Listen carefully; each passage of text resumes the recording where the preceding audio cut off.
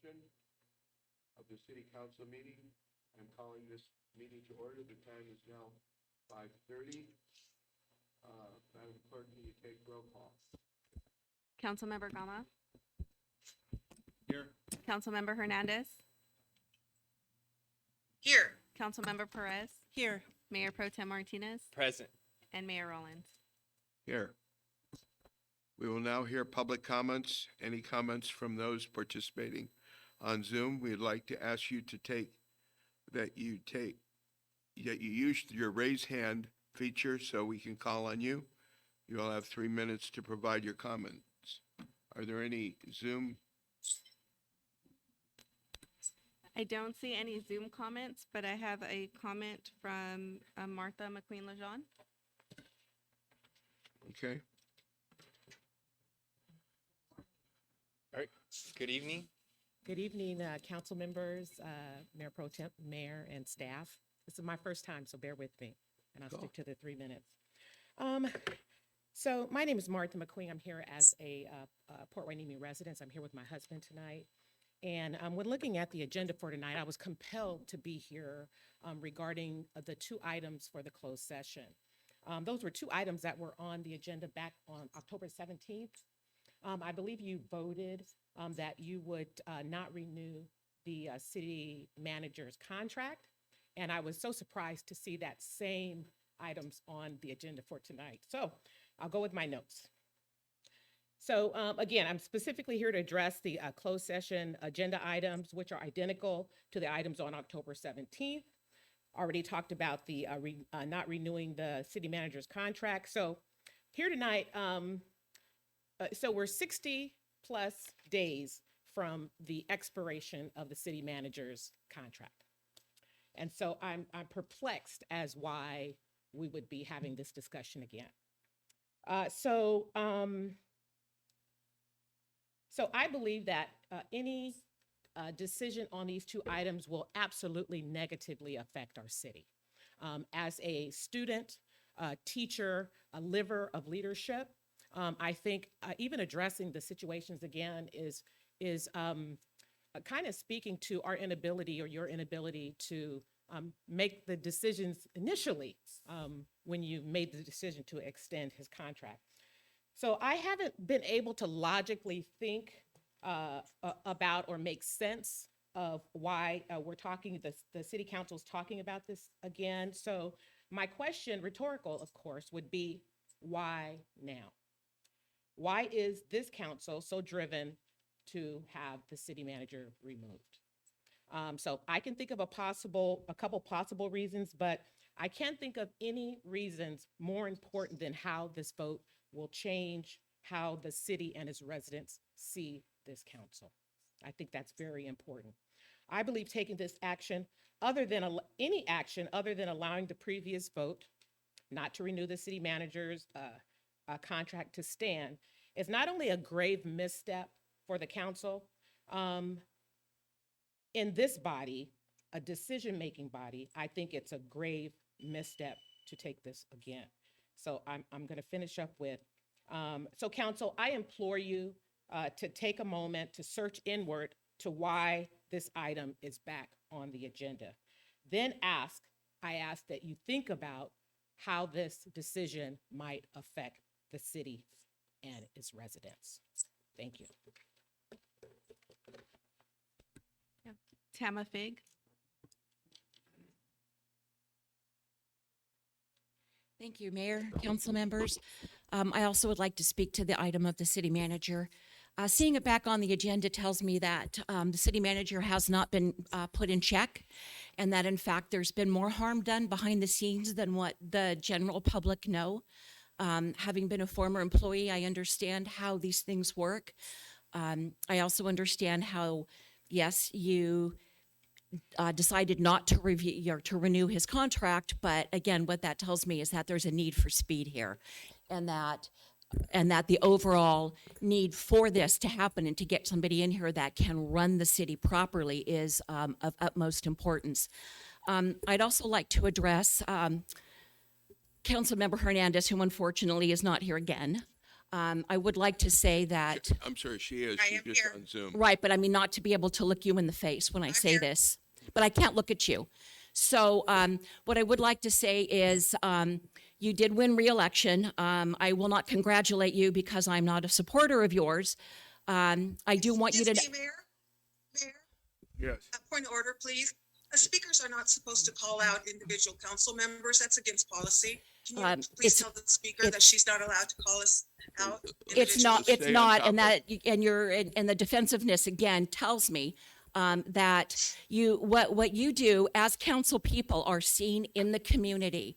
And when you are seen coercing people to speak at council meetings, it doesn't bode well for you. When you're seen with other city employees and a potential candidate for the chief of police in the community, it doesn't bode well for you. And all I'm going to say to all of the council members, since Councilmember Hernandez doesn't like to be picked on specifically, is to everybody on the council, you need to know that there are people in the community that see you and see what you do. So I would just advise that you don't, the city is too small to have strong arm tactics to try to force your way on the council. This is a council of 5, not of 1. And again, getting back to the city council, I mean, to the city manager, I respect your opinion and I respect what you're doing. And I hope that it turns out that you do in fact let him go now and get somebody in here, as I've been saying all along, that knows how to run this city properly. Thank you for your time. I don't have any written comments or see any further comments on Zoom or in the audience, so that would conclude public comment. Okay. So at this point, we will Mr. City Attorney, can you please read the closed session items for the record? Absolutely, Mayor Rollins. There are 2 items on the agenda for closed session tonight. The first one is public employee discipline, dismissal, and release pursuant to Government Code Section 54957, Subdivision B1. The position in question is the city manager. The second item is public employee appointment pursuant to Government Code Section 54957 and 54954.5E. The title, once again, is city manager for a potential interim. Okay. Do any council members have any conflicts to disclose for the listed closed session agenda item? Council will now recess to closed session. It's now 5:38 p.m.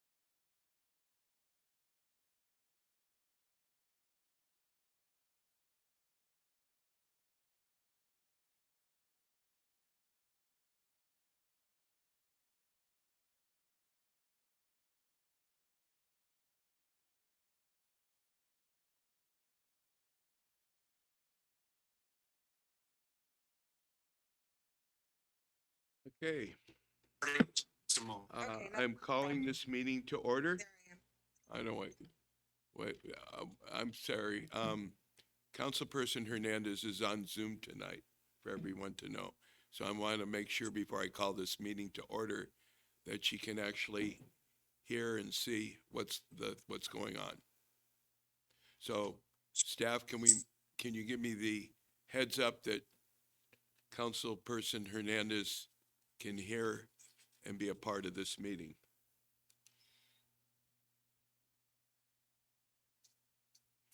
I can hear you. Great. Okay. With that being said, I'm now calling this Mayor. regular meeting to order. Mayor. It is now 6:49. Please stand for the flag salute.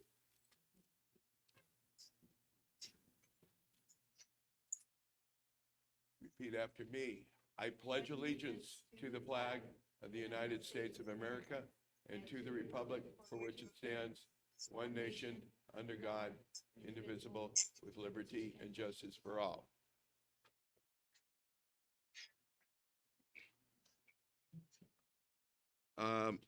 Madam Clerk, can you please take roll? Councilmember Gama, Here. Councilmember Perez, Here. Councilmember Hernandez, Here. Mayor Pro Tem Martinez, Present. and Mayor Rollins. Here.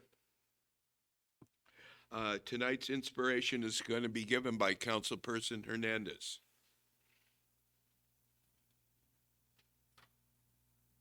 Thank you, Mayor Rollins. I'll just keep it short. You know, getting out of town once in a while is highly recommended. I'm in Oregon tonight and flying over here today. Got to enjoy the beautiful snow-capped mountainsides, something that we don't get to see too often in Ventura County. And for me, I found it very inspirational just to be able to view the mountains and see Three Sisters and I forget what the other mountain is, but anyway, it was just so inspirationally beautiful today. I just wanted to share that with everybody. Thank you. Thank you. Mr. City Attorney, please provide closed session report. Thank you, Mayor Rollins. There was no reportable action taken in closed session tonight. We will now hear from the general public not pertain, we will now hear general comments not pertaining to items on the agenda. Any comments from those participating on Zoom? We would like to ask you that you use the raise hand feature so we can call on you at the appropriate time. This will be the same process for comments pertaining to each agenda item as well. Staff will unmute your mic and you will have 3 minutes to provide your comments. Do we have any Zoom comments tonight? No Zoom comments, but we do have a public comment in person from Joan Tharp. Oh, yeah. Before, this is just a point of protocol. The city manager is not here. So should we wait? I mean, can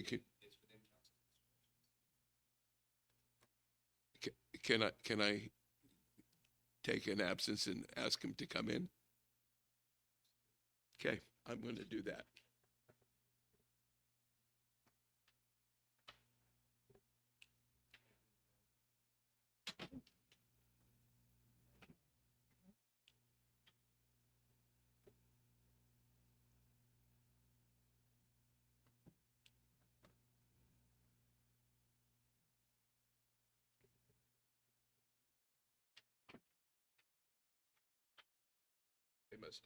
They must have been reading our mind. They're coming shortly. Oh, Mr. Pretz, and then I hear Mr. there.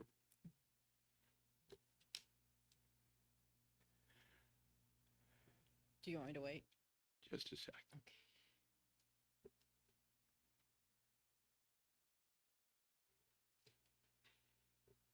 Right. With everybody seating, we will now hear from public comments. Mayor, Mayor Pro Tem, City Council members, and staff. I sent an email to you a few months ago, or about a month ago, regarding an issue, and it was suggested that I read it into the city council comments, so it would be on the record. And my concern was about the apparent black hole where issues that are brought up by the public and by the city council seem to disappear. So there have been several things that are brought up by the public and by the city council, and I follow the city council meetings fairly rigorously. And I notice sometimes they just sort of disappear and never come up again, or they come up 6 months later or a year later. And I think it would be really great if there was some sort of tracker. And my understanding is there is a tracker that's being used, but it's not visible to the public. And I don't know if it can be. I would assume so, since these things get brought up at city meetings. But I would ask, if possible, if there could be some way that we could track, the public could track some of these issues or all of these issues that could get brought up at these meetings. And it doesn't have to be in detail. It doesn't have to be much. I don't know if it'd be on the website or someplace else where we could see the issue that was brought up, when it was brought up, and the status of it, and then at completion. Again, I don't know if it's possible, but it would be helpful. I know that when we had Tom Dunn, he was really good about bringing up city council issues to the public through his magazine, online magazine. So again, it feels like these things disappear, and it's like, where did they go and what happened with them? So that's it. Thank you for your consideration. Thank you.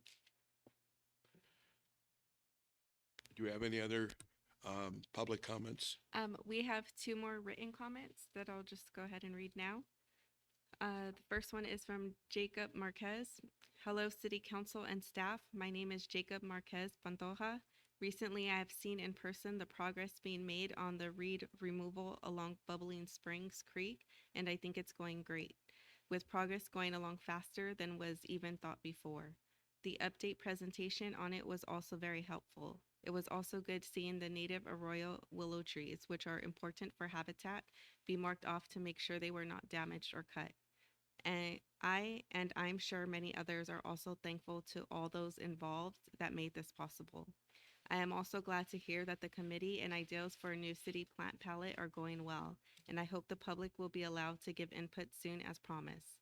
Just remember to always keep in mind and review the plant palettes mentioned in our new Parks Master Plan, such as the one for Bubbling Springs Creek, which is entirely native riparian woodland plants. The plant palettes in the Parks Master Plan are good examples and may provide ideas. That is all. Thank you. The next public comment is from Ricardo Holden. I would like to suggest the termination of Steve Kinney's consulting contract with the city. Steve Kinney has misled the city on numerous times to pursue projects that were unpopular with the residents, and in doing so has not only wasted valuable time, resources, and money, but has also created distrust with the residents. Here is a list of examples. In 2018, Steve Kinney recommended selling a portion of our beach to a developer for a mere $2.3 million to build a resort. Residents flooded City Hall in opposition, and the project never proceeded. In 2019, Steve Kinney tried again, this time a 3-story hotel on the southeast side of the beach, and again the residents opposed the project. In March of 2022, Steve Kinney provided misleading information to the City Council to pursue a name change. He didn't provide an itemized cost upon request during the meeting. In addition, claimed that the residents were in support of a name change. Measure D was placed on the ballot based on his inaccurate information and voted down overwhelmingly by the residents. In the process of promoting his name change, he created a nonprofit, acquired donations only from the cannabis businesses he assisted in getting approval previously by the City Council, then decided to pay a City Council member to create videos and paid for ads on YouTube to push an unpopular ballot Measure D. Never should a city contractor be paying a City Council member, and it is noted that Bobby Martinez, the City Council member whom was paid, voted to renew Steve Kinney's contract as well as fund REACH, another nonprofit that Steve Kinney helps to organize. Bobby should have abstained as he and Steve were doing business together. In this process of creating the videos, city staff and representatives participated in hosting videos unaware that Bobby Martinez was being paid. And I believe some of those who participated in those videos may have chosen not to host those videos had they been fully informed. Why were they not informed? Isn't that what Steve's purpose as a consultant with the city is, to inform the city staff and representatives? Or does he only inform when it fits his personal agendas? Steve Kinney is not in touch with the residents of Port Hueneme and doesn't understand the culture in our beach community, which is obvious by misleading claims he has made during city council meetings. His unethical behavior by overpaying a city council member for amateur video work was funded by donations from the cannabis businesses that he worked with as a city consultant, and not informing the host in the video that the advertisement were being paid to produce by Bobby Martinez is sneaky, to say the least. We can do better. Time to cut ties and move forward with projects that the residents will support. Ricardo Holden. And that concludes public comment. Okay, thank you. May I have a motion and a second to approve the agenda? Madam Clerk, can you please take a vote? We have to vote first. Move to approve. Second. All in favor? Aye. Aye. All opposed? I'm sorry, Councilmember Hernandez. You keep freezing. Okay, thank you. Motion passes. Okay. Now we will move into a positive portion of the council meeting, and that is certificates of recognition in honor of our police explorers. Officer Henry Montalongo, can you please come up?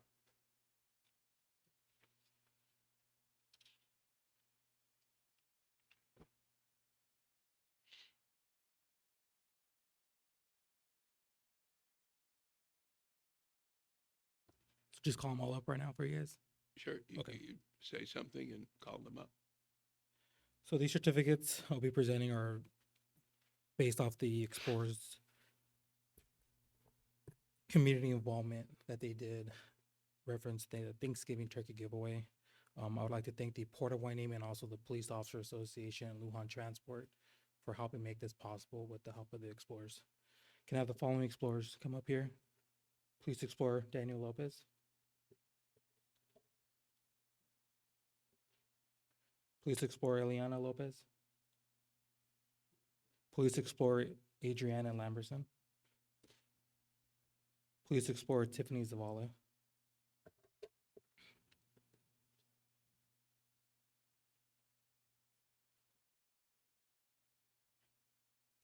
Police Explorer Jacqueline Oliva.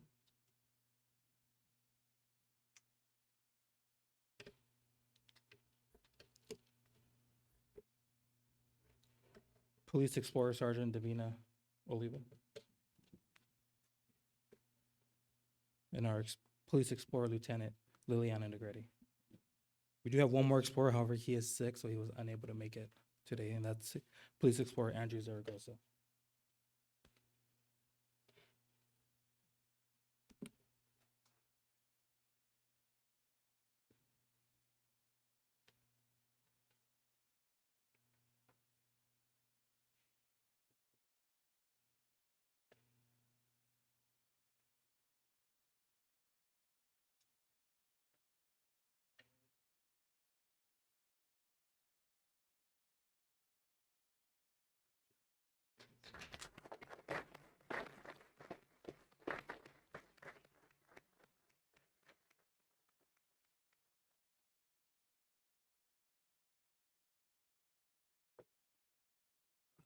Do any of the members of the council want to make a comment?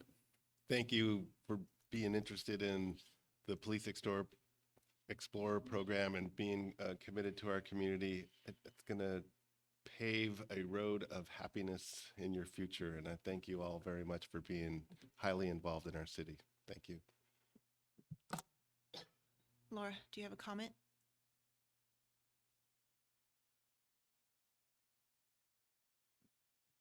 Mr. Mayor, I'm not going to comment just because my frequency here is not very good. So I'm going to fall back on that. Okay. Okay. So although this is for a specific event, I understand. I think it should be a testament to the service you've provided all year or since you've become explorers. I put my daughter into this program to help her grow into her own self so she can learn some strength and discipline and have confidence. And she is a different person from the time she started the academy until now. And I would recommend any parent that has a child 14 to 21 to put them in the Police Explorer program. You'll see a huge difference in your child, especially if they are lacking confidence and just need to learn their inner strength, because it's definitely a fantastic program, and we have great advisors who deserve recognition as well for this. So thank you for all that you do for our community. Just want to say that I'm proud of all of you. I've been a teacher for a long time, and it's really nice to see some of my students become part of the cadets. Proud of you all. Yeah, I would just like to say that you folks are everywhere. Almost any event that we do would not be as good if it wasn't for your involvement and your help behind the scenes. And not only that, but I've gotten a chance to meet a lot of you, talk to you personally, and I feel confident in the future of our community with leaders, with the personality and the effort that you put into it. So great job. We will now move on to the city employee recognition to be given by Deputy City Manager Charles Peretz. Good evening, Mayor, Council, members of the public, city staff. As you may recall, the city created 5 employee-based committees to implement the objectives of the strategic plan. One of these committees is the Talent Committee, and one of the products of the Talent Committee was to focus on and develop ways to recognize and appreciate our workforce. So through that, earlier this year, we began a process of recognizing employees for their years of service at council meetings. This is the 4th quarterly employee recognition program, or event, I should say, at the city council meeting. And tonight, we're going to be recognizing 7 different employees from 5 different departments. So I wanted to start it off by asking the police department to come up and recognize 2 individuals that have contributed a significant number of years of service to our city.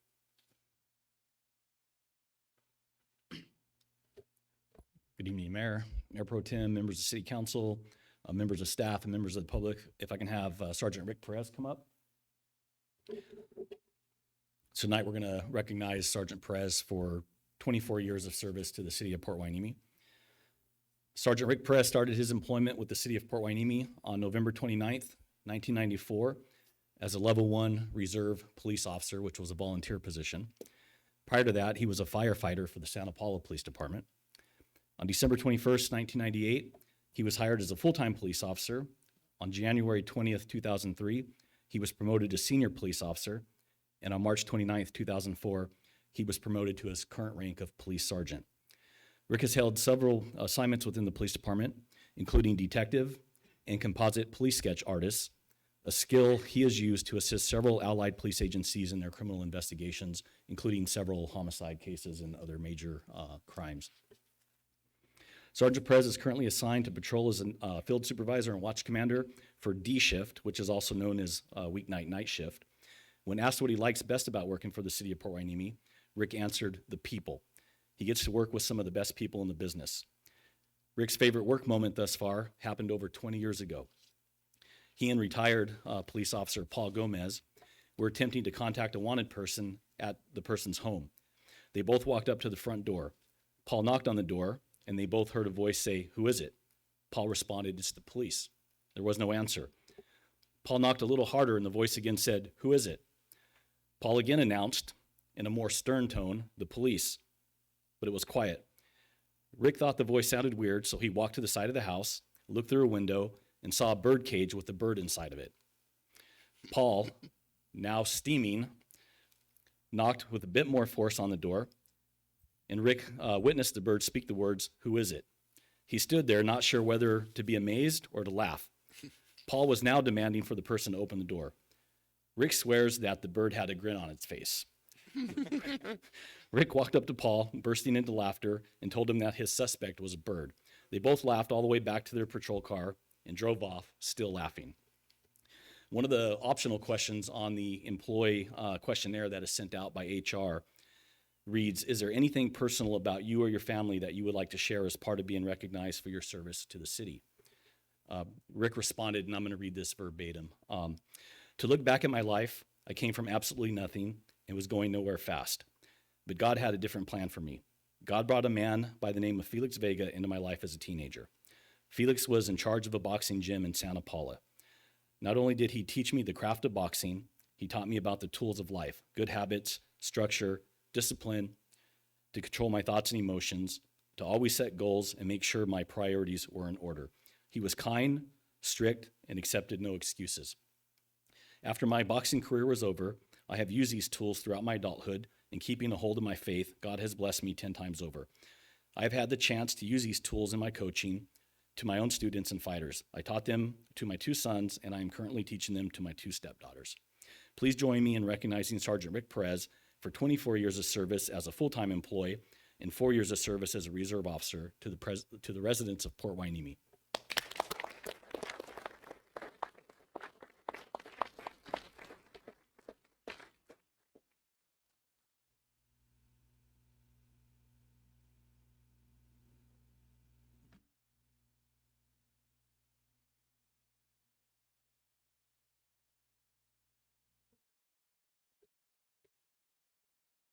And you marked on your questionnaire that you wanted to say a couple words.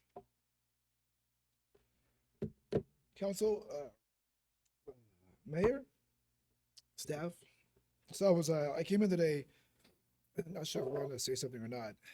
I put it down that I would, and I'm going to. I came in and somebody was already giving me a hassle about not wearing a tie. Mentioned that was. Last I checked, I'm a cop, I don't sell insurance. So, I'm going to give a few words of my own thoughts here. I work for the best police department in the world, and I work with amazing officers. Bigger departments have nicer equipment, have cooler toys, and I get that. Bigger is not always better. In case in fact is, remember Rome when they had the biggest and most powerful army in the world? They didn't get taken down by a bigger army. They got taken down by a guardian at the gate who led in the enemy. And that's what we have here. We have the best guardians in the world. What I mean by that is they knew signing up that they were going to have to work nights, they're going to have to work weekends, they're going to have to work holidays. So that kind of comes with the job.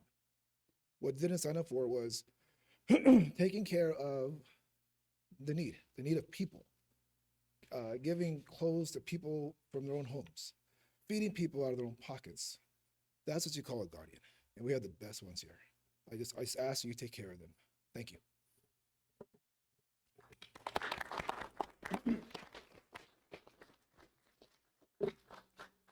The next employee that we're going to recognize is Sergeant Ryan Bates for 22 years. Unfortunately, he sends his regards. He was not able to make it tonight because he has a family commitment that he had to attend to.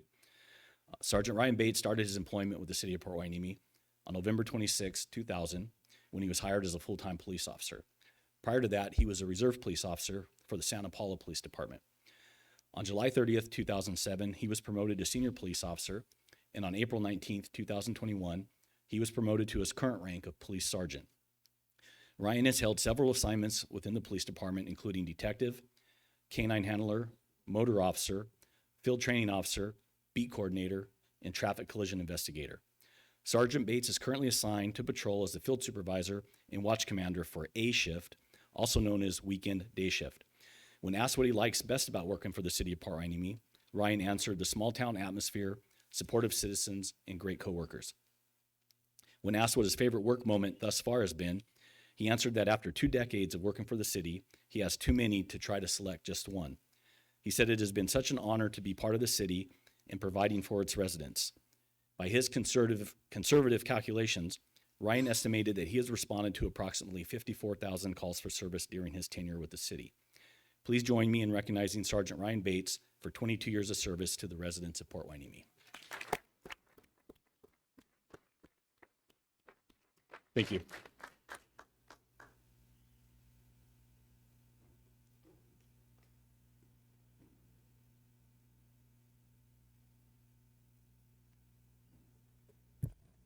Good evening, Mayor, Mayor Pro Tem, Council, members of the audience. I'm here with a couple of Public Works people. The first one I will begin with is Sherry Avito, who had recently got married a little over a year ago. And she used to be known as Sherry Brandenburg. Sherry started November 8th, 1999. She's held virtually every assistance position for every division in Public Works. She's worked for landscape, streets, water, wastewater, solid waste. So she's done it all. She's been across all the divisions.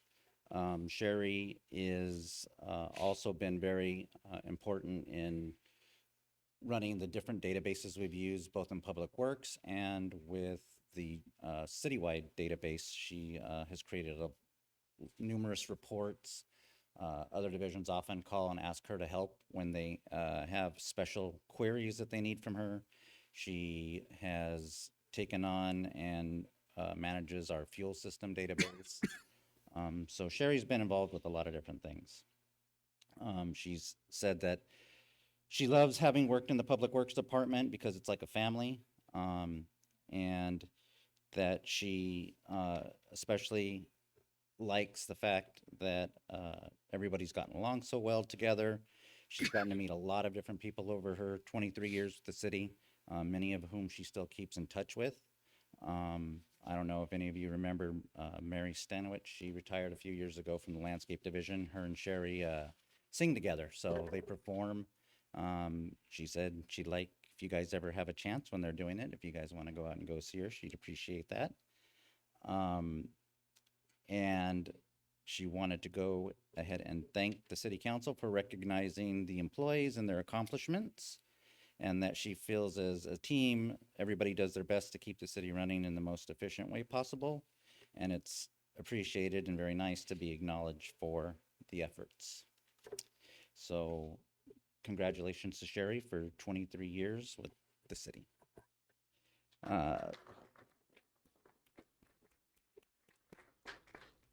The next one is Terry Padilla, who's an administrative specialist in the Public Works Department. She began in October of 2000. Terry's previously worked with the Facilities Maintenance Division and then the Housing Facilities Maintenance Department, and now with Public Works as an administrative assistant. She says that she really enjoys being able to help citizens or residents when they have questions or concerns, and being able to answer their questions to get them the right information, and enjoys working with all of her coworkers, and that everyone gets along well with each other. Her favorite moment thus far, she put, it's not really a moment, but she'd say it was the 16, 17 years that she and her husband, Armando, volunteered on the Christmas float, which is going to be going out later this week. Her husband would play Santa Claus, and she said that she really enjoyed seeing all the kids light up and being able to talk to Santa Claus, and her husband was able to, you know, talk to them and make sure that he got the message across to make sure they did well in school, and nice to their parents. And she especially enjoyed when he was able to make that connection, because he speaks Spanish, and so for the Spanish speaking kids, he was able to relay that message as well. And that's all she had. Thank you to Terry for 22 years of service.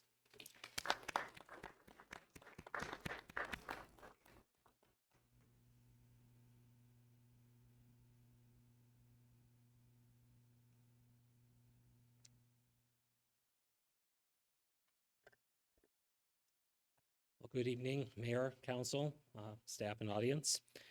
I have the pleasure of introducing a 24-year employee, which is Raquel, or Rachel Perez. She's our Senior Parking Enforcement Officer.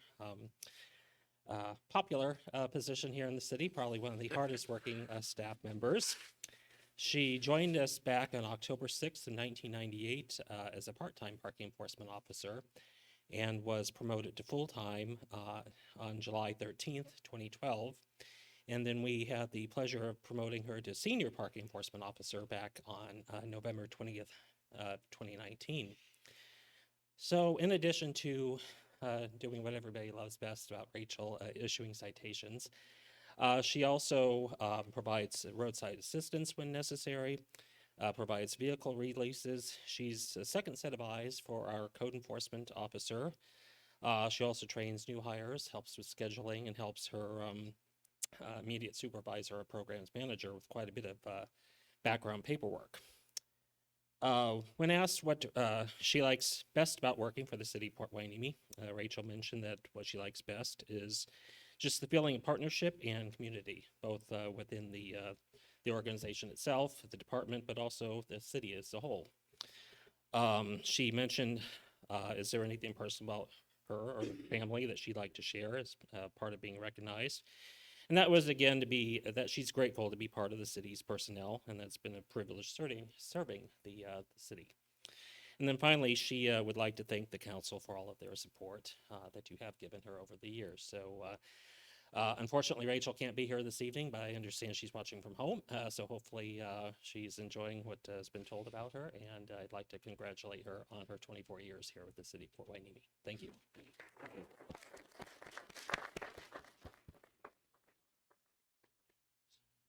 Okay. With, Good oh, okay. Good evening, Mayor Pro Temp and members of the council. Today I'm here to honor a facility maintenance staff member. His name is Pastor Orozco. He's been in my department for probably the last 3 years, but he was hired on October 2nd, 2020. So he's been here for a little bit over 23 years.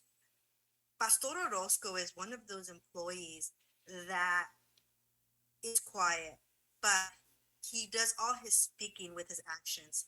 He is an employee that leads by example. He is the employee that will stop his city truck to pick up an item of trash that's on the street at the beach. That's the kind of employee that Pastor is. The best thing that he liked the best thing he liked working at the city of Port Hueneme is the opportunities that he's been able to get while working at the city and his personal and professional growth. His favorite and most memorable moment in the city has been part of the community Christmas parade. Pastor is the employee that pulls the float, that pulls our Santa Claus through the streets, and that's his favorite time of the year. And I ask you to please give him a round of applause because it's very well deserved. Thank you.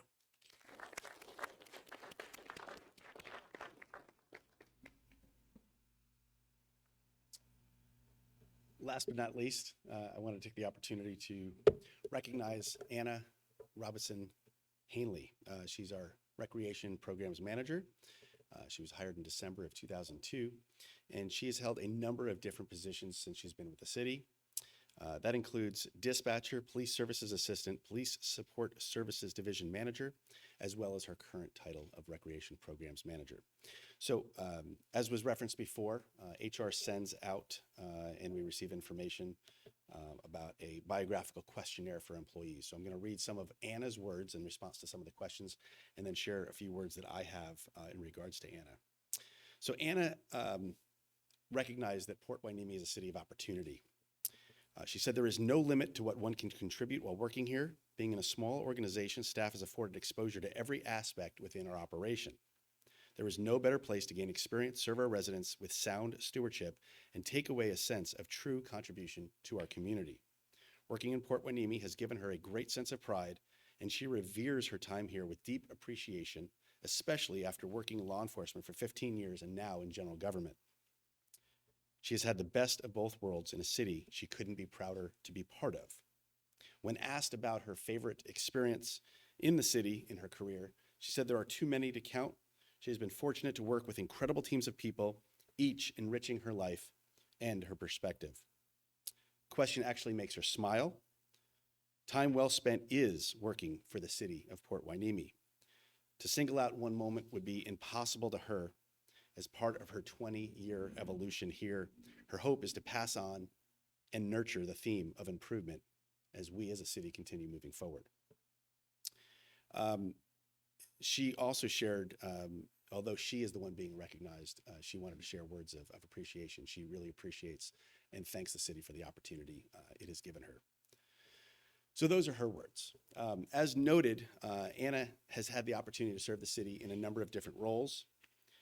Having worked with Anna in her current role, I can tell you she is a strategic thinker. She keeps her focus on ways that the Recreation and Community Services Division can best serve the members of our community. She's very well organized, and she regularly thinks many steps ahead of the one that is in front of her or her staff. She embraces the concept of continuous improvement. In fact, I recall I was only on board for about a month. In December of 2019, right at the end of the annual senior holiday luncheon, she engaged me in a conversation about ideas on how next year's event could be even better. And it was a very successful event. She's always thinking about how we can make improvements and how we can better serve the community. She's a very, very valuable asset to the city. I'm pleased to be the one to recognize her for completing 20 years of service. Congratulations, Anna.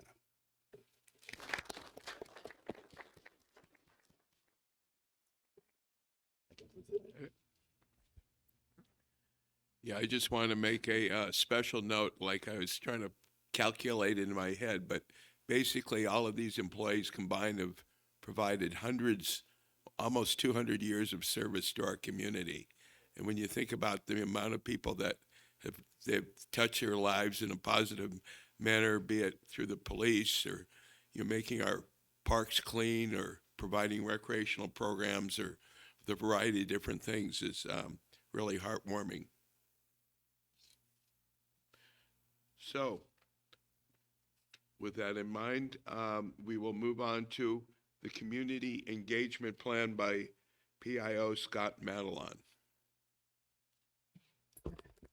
Well, good evening, Mayor, Mayor Pro Tem, Council, staff. I am before you tonight as a response to a request from the council to talk a little bit about what our community engagement strategy or plan kind of moving forward into 2023 and beyond looks like. And before I begin, I'm going to do a little disclaimer.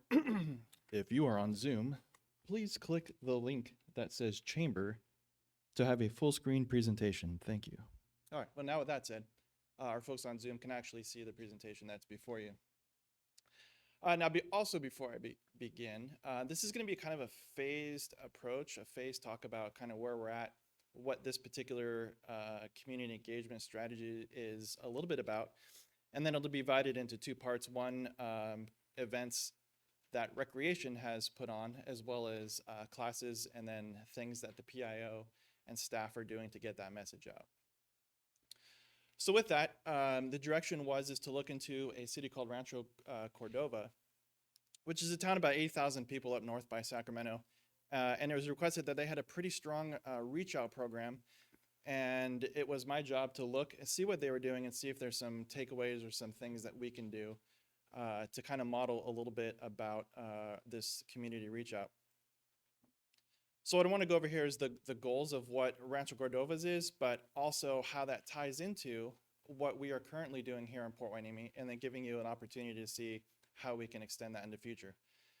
So without reading this all verbatim, there's kind of the 3 points. It's all about strengthening the relationship between the city and its residents, helping neighbors form groups that will allow for an opportunity to better utilize and recognize city assets, as well as what the neighborhood has to offer other community members, and then to also kind of grow leaders and leadership out of the community to then serve in a city capacity. So it's really kind of a whole approach that a team of 3 in Rancho Cordova, and this is their exclusive job, is to go out into the community and help set up these different types of engagements to strengthen the community as a whole. And what I wanted to direct your attention to tonight is the mission and vision of what our Parks and Rec program does, and how that ties into how we can strengthen our connection to the community in which we all serve. And these are some of the things that they do, and they look at fostering human development, increasing cultural unity, and strengthening the image and sense of place, really giving an opportunity for the citizens and residents here of Port Hueneme to engage in the strengths that we have as a city, and to also offer opportunities for growth and expansion within our youth, particularly in this last couple of years. and also programs to engage our senior community, as well as our younger community with programs like Learn to Swim, junior lifeguards, and those types of things. So how do we exactly do that? There's a whole list in front of you, and what the objective of community reach out really is to get these types of programs into our community and make them available for all folks who live here.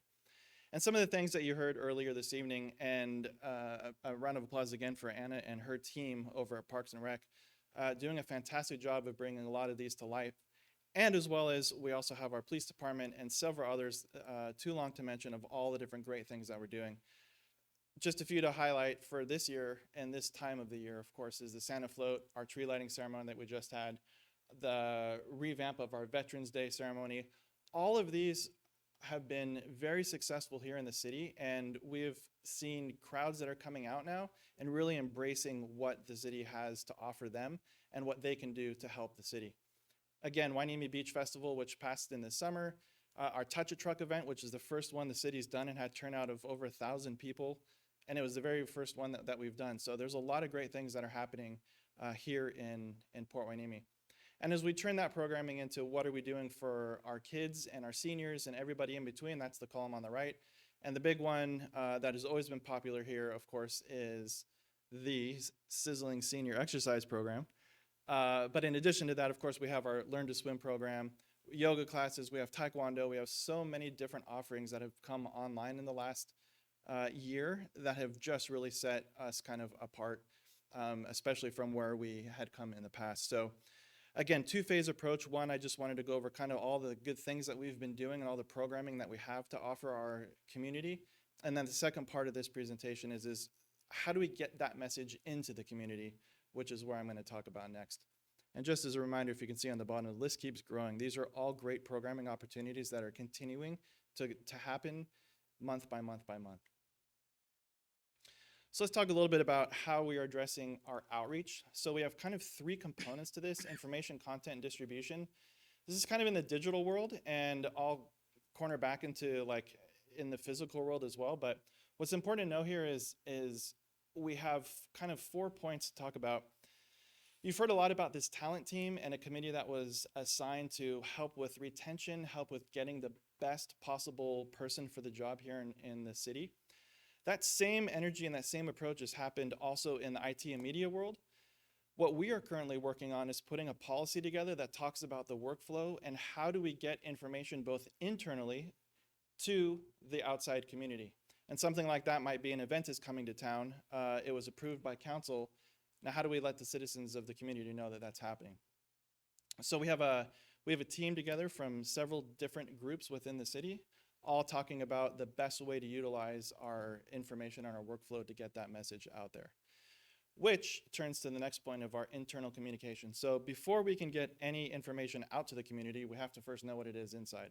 And we did that through what we call our PIO website, which was created kind of as think of it as a help desk ticket system to where anyone inside the city has an opportunity to fill out a little form. It gets sent, it gets approved, and then we allocate assets to make whatever it is happen. And those could be a variety of things from just flyer distribution to video creation to full out social media campaign over a long period of time, press releases, and so on. The last 2 points are pretty critical to how the whole thing operates, and that's a calendar.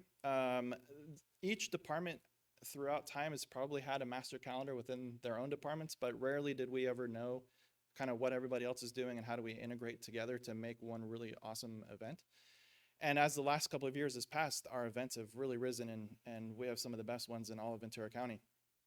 And how did that happen? That happens because now we have all a master calendar of every expected event from January 1st all the way to the end of the year. And in addition to that, as things come up on a monthly basis, we have an additional calendar that everybody can log into and see what events are coming into the city and how we can best support those. And council has all access to that through that PIO website.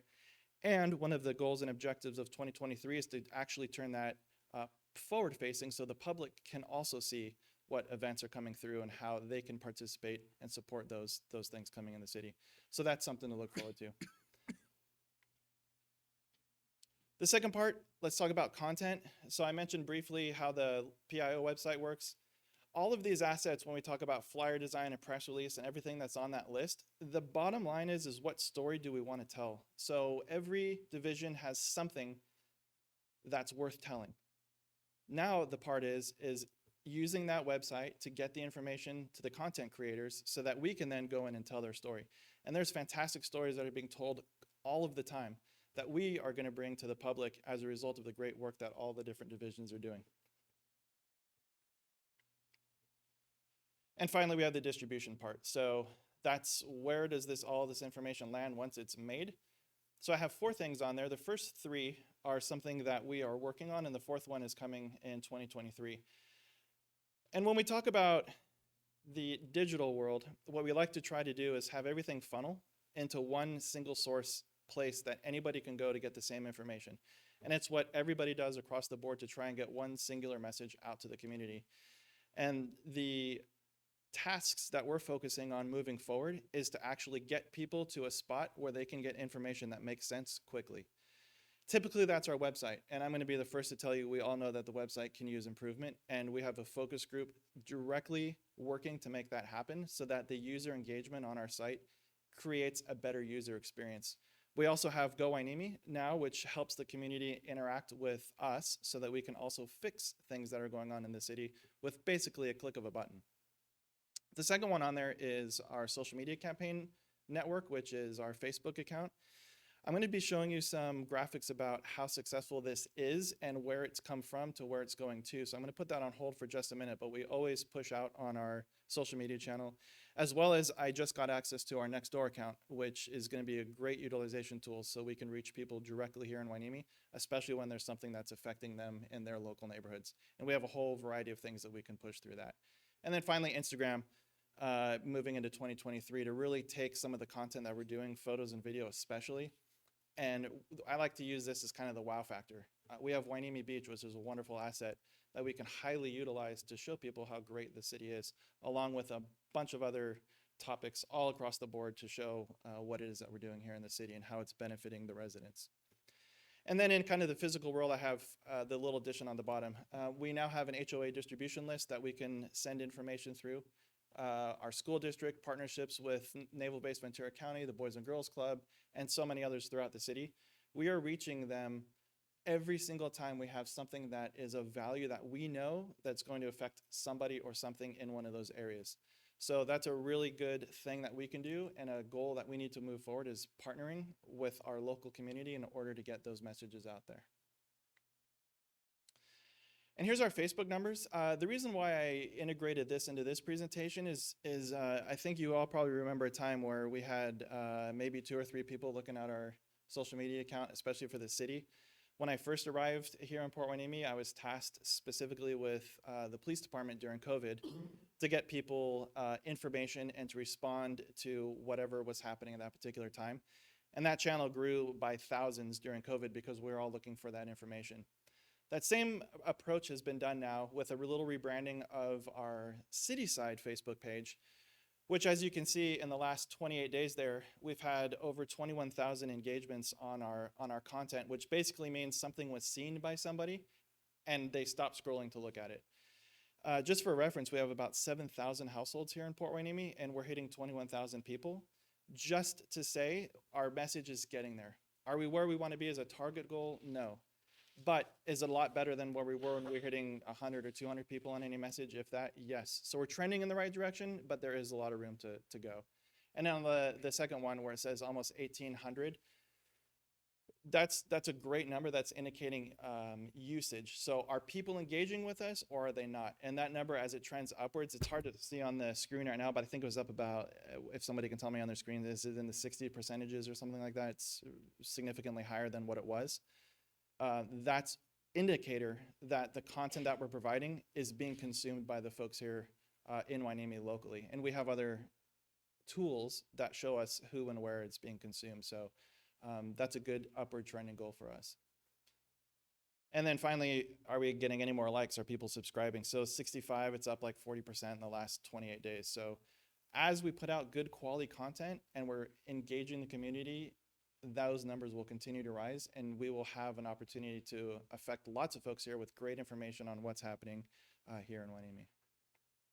And lastly, because I know everybody loves to look at numbers, we'll add one more. And this is just our 90-day average from today, back 90 days, and then 90 days back again. And you can see the trend is going up. It's almost doubling each month. We are in a busy season for December with a lot of the holiday events happening here, so we would expect engagement to be higher in December. But what's great is if you look at it 90 days prior, it was still on the rise from the 90 days before that. So this whole slide is just to show you that the trending is going in the right direction. We are engaging, but it's also telling you that we're not where we want to be either, and there's work to do. And that's part of our plan moving forward into 2023 is identifying that and specifically making content and bringing programming to the folks here who it makes a difference for. And this is our final slide, and these are all some of the things that we've already mentioned. We do have a commitment from our IT and media team to bring that policy forward and get it finalized and implemented, which is going to be a great inner tool for us to be able to push that information out. And what we really want to do and focus on that second point is bringing an emphasis on our new programming that we have here in the city, and also revisiting all of the other content and offerings that we have for all of our residents. So we continue to bring good content that's meaningful, that impacts people's lives, and you're going to see those numbers grow into the future. And with that, does anybody have any questions for me? Sure. Yes, Councilperson. Thank you for the update. I was just looking through the Facebook account, and I think definitely we need is there a way where we could send photos of interest to you to perhaps get them on the city Facebook page?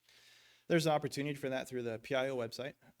Whatever the event is, if you attend, you can always log in, upload your photo, and then it'll go through the channels to get posted. Yeah, I'm just like general sunrise, sunsets. That's going to things like depend that. on what our city moving forward is doing. What we want to do is create an environment that really goes towards the health and wellness here, which is a little bit about you were talking about the beauty of Hueneme.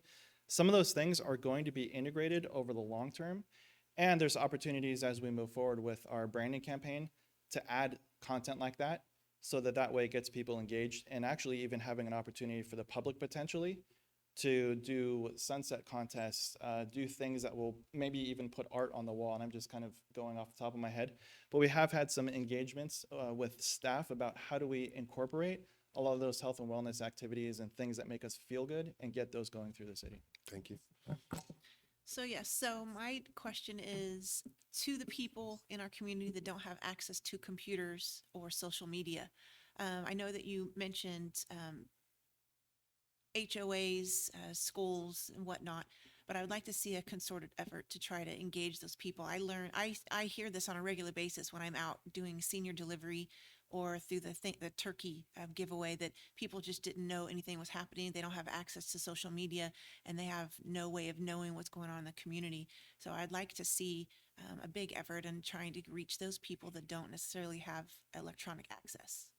Thank you. But thank you for what you are doing, and the computer stuff. I think that will be great because I think a majority of our population does have access to computers, but I don't want to miss those people that don't. Absolutely. Do we have some sort of flyer going out? Yeah, it's a good question.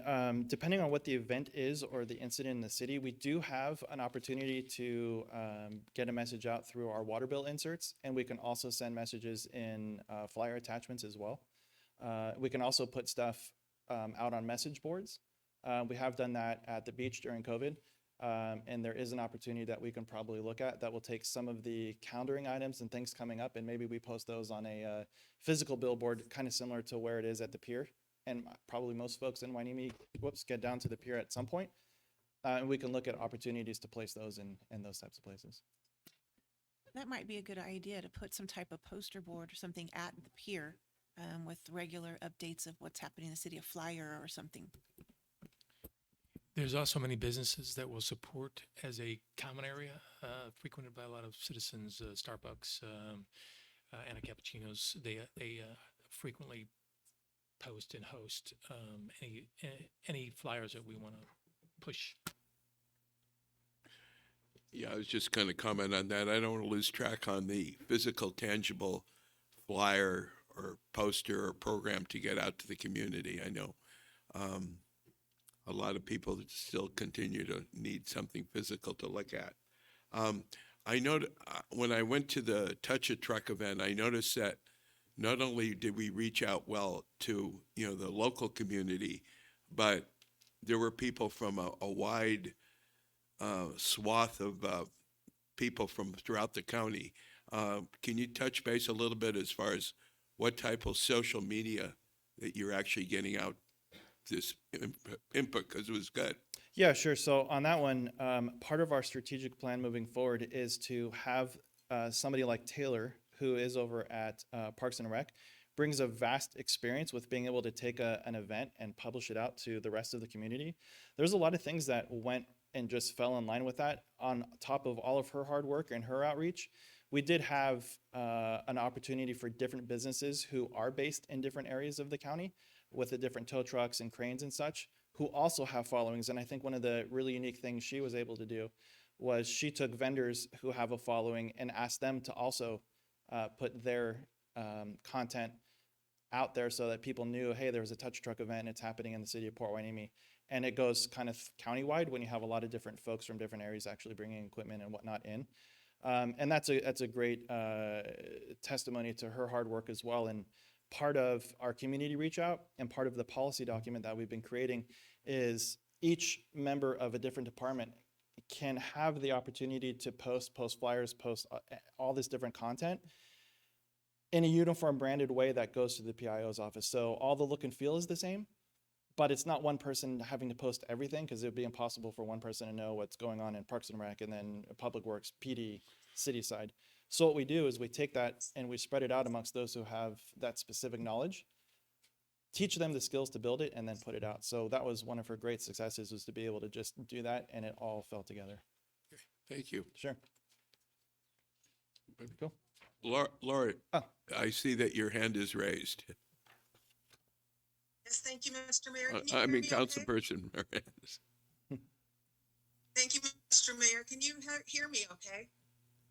Kind of. Just speak loudly. Okay, my internet is unstable, and I have a number of comments I'd like to share with the community engagement team. I think we need to be more inclusive of other communities. I think you're doing a great job, but I'd like to see other communities, and I would like to see us work closer with the Citizen Advisory Board as well as we move forward in putting together this community engagement plan. I'm going to keep it brief and try to share maybe next time while I'm there in person, but essentially that's what I would like to see as we move forward. Thank you for your good work. Okay. Thank you, Mr. Madeline. All right, thank you. Okay, we will now move on to the community forum regarding the chief of police recruitment. City Manager Connors. Yes, we have Joe Bryden, who represents Bob and Associate. He is our agent, and he is facilitating a recruitment for our next police chief. He is here to provide an opportunity to have the second of two opportunities for community input on what factors, attributes, and considerations that we should apply to this recruitment for the next chief of police, and he's going to give you some details on where we are and the process that it will follow. Over to you, Joe. Thank you, Mr. City Manager, and good evening, everyone. Can everyone hear me all right?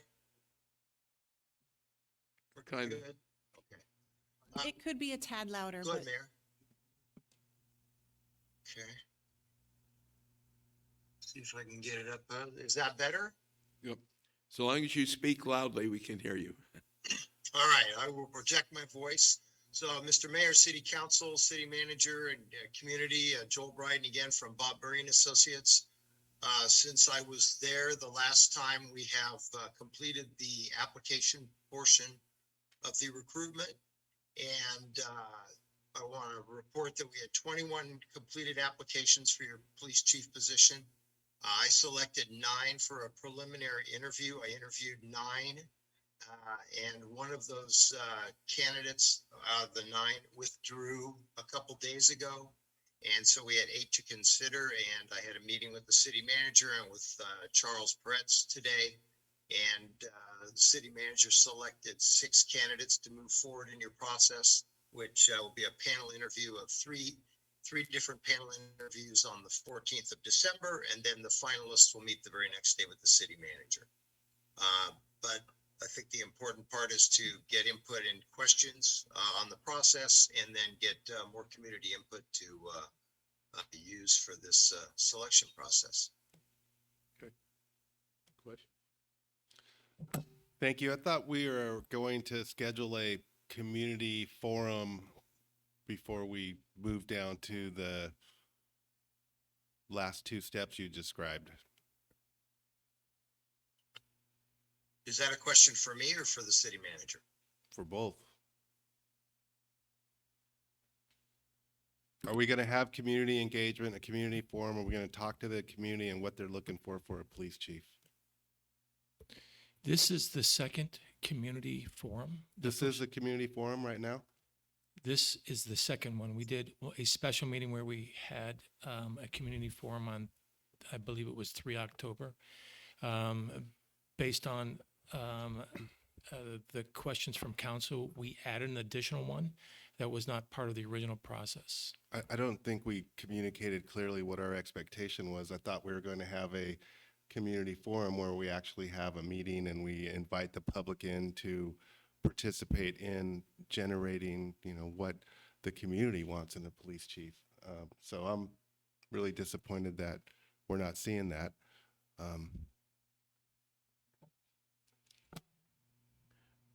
I would. Well, I can add that. I guess it would be a little bit of a follow-up to our last presentation. Because I remember the very first one, and tonight maybe we'll be getting more, but it doesn't seem like we're getting a robust response from the public. And I'm just concerning what kind of outreach we're doing to be able to get those people to come in. Is that coming at the, some of the things that Mr. Madeline talked, is that coming out through our website, flyers, whatever, so that we can really get a robust engagement from the staff, from the public? Because right now we don't have, I'm sure we're none of us are happy as far as like the amount of response that we've gotten. The initial one was highly publicized, and there was significant engagement that occurred during the special meeting. And it was a special meeting, so there was only 2 events. So the focus was purely on the input from the community on things that they thought were important to consider when we select the chief of police. This was an add-on. It wasn't initially programmed in, and we did less outreach in terms of publishing this meeting, but it went through our standard push as we do for city council meetings. So in our employee recognition, we asked the employees what some basic questions as to, be an employee here, your most enjoyable time here. Did we send a survey out to the community? Do we ask them questions, or we call this a public forum? So if no one shows up, I thought we asked for engagement with the community, like real engagement, like a survey or a questionnaire or something like that. We can do a survey, that is an option, but it was not considered. I guess I'd want to comment, like I know when we did the Recreation and Parks Master Plan, staff got an extremely good response. I think it was in the hundreds, maybe even close to the thousands. And I would think that whatever method we use, we could begin to get, how many, from the efforts that we've done to this point, how many community responses have we gotten about this position and what we want to see it happen? Is there any, did we have any numbers as to how many people have actually responded? Well, if I remember correctly, from the last time I was there in early October, I gave out my email address to the public, and anyone could have contacted me. And I did have conversations with 4 of the 5 council members. And I also had a conversation with the superintendent of schools. And, you know, next Wednesday on the 14th, there will be a community interview panel to vet the candidates selected by the city. That's one of the 3 panels, along with an internal panel of city employees and then a professional panel of law enforcement executives from Ventura County.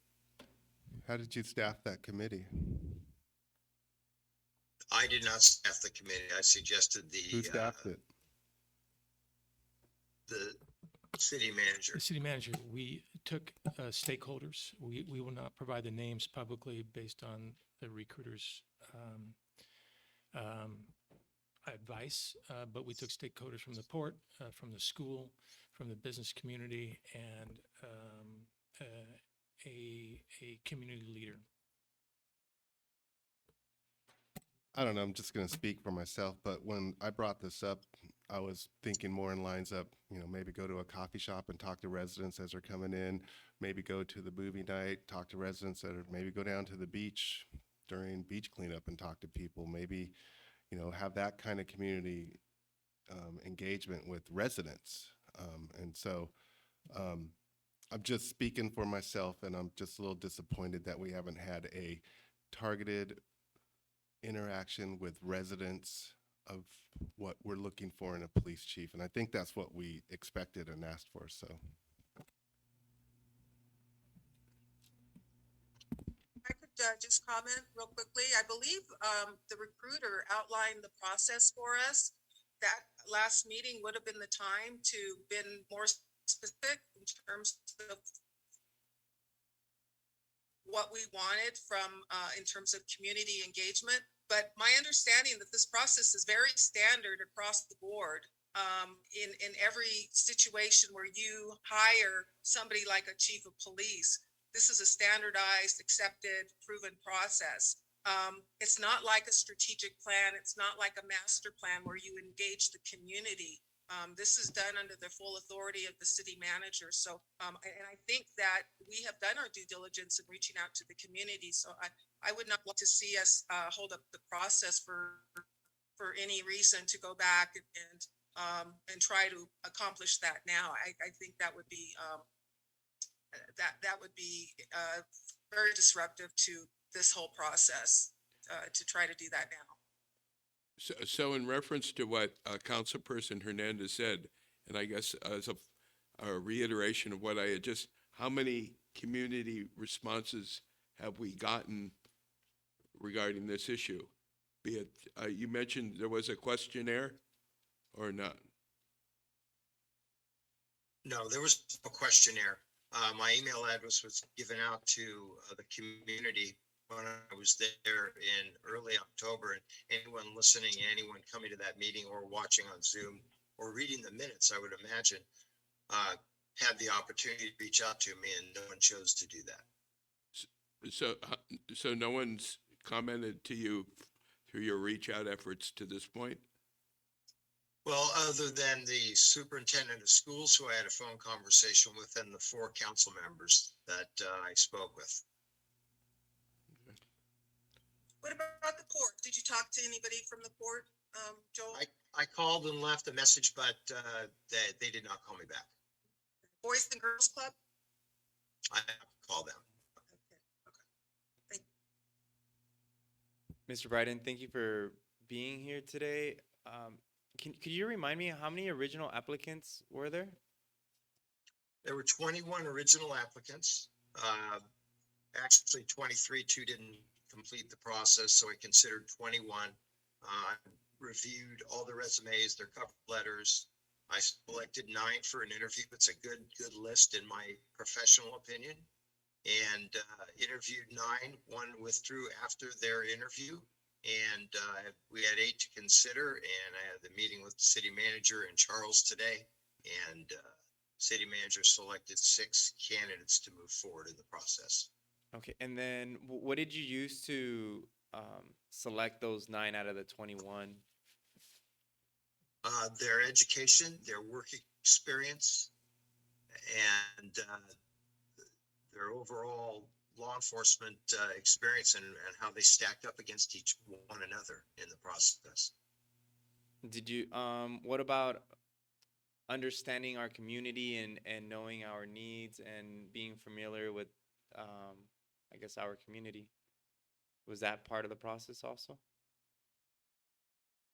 That was part of my preliminary interview process when I spoke with the 9 candidates, yes. Thank you. I had a question. There's a, I think I heard mentioned there's a community panel. Can you kind of reiterate how that community panel was formed and who's involved in it? I guess that would be addressed to. We identified the stakeholder groups and we asked the leaders of those stakeholder groups to participate. We looked at the CEOs and they provided somebody that was not necessarily the CIO. So we engaged folks that represent important interests in law enforcement and public safety. Has there been any opportunity to reach out to the city council as to potential community involved people? Yeah, you can send inputs directly to Joel. It's not set. We're just flushing it out and we're organizing the schedule for it. But if you have inputs that we hadn't considered, by all means, reach out to Joel and we'll update that list. Okay. Okay. Any other comments at this point? Joel, did you take into account the last time you here? I think each council member communicated to you what we're looking for in a police chief. Did you take that into account when you were interviewing the candidates and narrowing it down? Yes. And could you summarize perhaps the 3 top takeaways for what the council priorities are? If you recall. No, I can't do that off the top of my head. No, I can't. But, and if you'd like me to tell you the questions I asked the candidates, I can certainly do that, if you'd like to hear that. Yes. Yes. Yeah, we would. you know, Mayor Pro Tem mentioned, our community is very different. And we want to know that the question, the process, and what we're looking for is going to fit well with our community. And I think that's what we're getting at in this whole question and answer thing. So yeah, we just want to feel more comfortable with the process and make sure it's truly engaged on the priorities of our community. Okay. So very quickly, I can tell you that I go over their education. I go over their years of experience in law enforcement. I ask how many agencies they've worked for, what executive level training they've had, like the FBI National Academy, Senior Management Institute for Policing, California Post Command College. Then I talk about their what they've done in their law enforcement career. Then I ask them I talk to the association president, like the POA president you have at Port Hueneme, what would that person tell me about you? What would be some adjectives they would use to describe you? And I asked them, how would you envision leading the department's community policing efforts in Port Hueneme? Then what do you think would be some of the assignments you would handle as the chief in Port Hueneme that you may not handle in a larger agency of maybe 100 officers or even 1,000 or 2,000? Why do you want to be the police chief of Port Hueneme? How does it fit in your career goals? What do you know about Port Hueneme? And what do you know about the police department? What would be some of the initial things you would do to ensure your success as the chief? If you're offered the job, are you going to take it? And what would prevent you from accepting the job if it were offered to you? How long do you anticipate being in Port Hueneme as a police chief if you got the job? Ideally, how long would you like to be there? Then the last hypothetical question was, what's the most important attribute a police chief can have and why? And then I go over their work history and if they've had any discipline, any controversial issues, if they've ever been sued or accused of misconduct. And that's it. Mr. Bryden, I believe you did exactly what you were supposed to do. I know that there are some law enforcement individuals that know you and know of your experience, and they have nothing negative to say about you. So I think you did your job well and providing what you believe was the most appropriate and qualified individuals for our chief selection. So I thank you for the work you've done on that. Thank you. Okay. I just want, based on where we're at right now, what would you say the approximate timeline will be through fruition of the process? Well, the panel interviews, the community, internal, and professional panel interviews are going to be on the 14th of December. 6 candidates will interview that day, 3 in the morning and 3 in the afternoon. They'll each have 3 interviews. At the end of that day, I will facilitate a discussion for all 3 panels so the city manager can hear the feedback that the panels and what they thought, what they thought and what they heard and what they saw, and give the good, the bad, and the ugly about each candidate.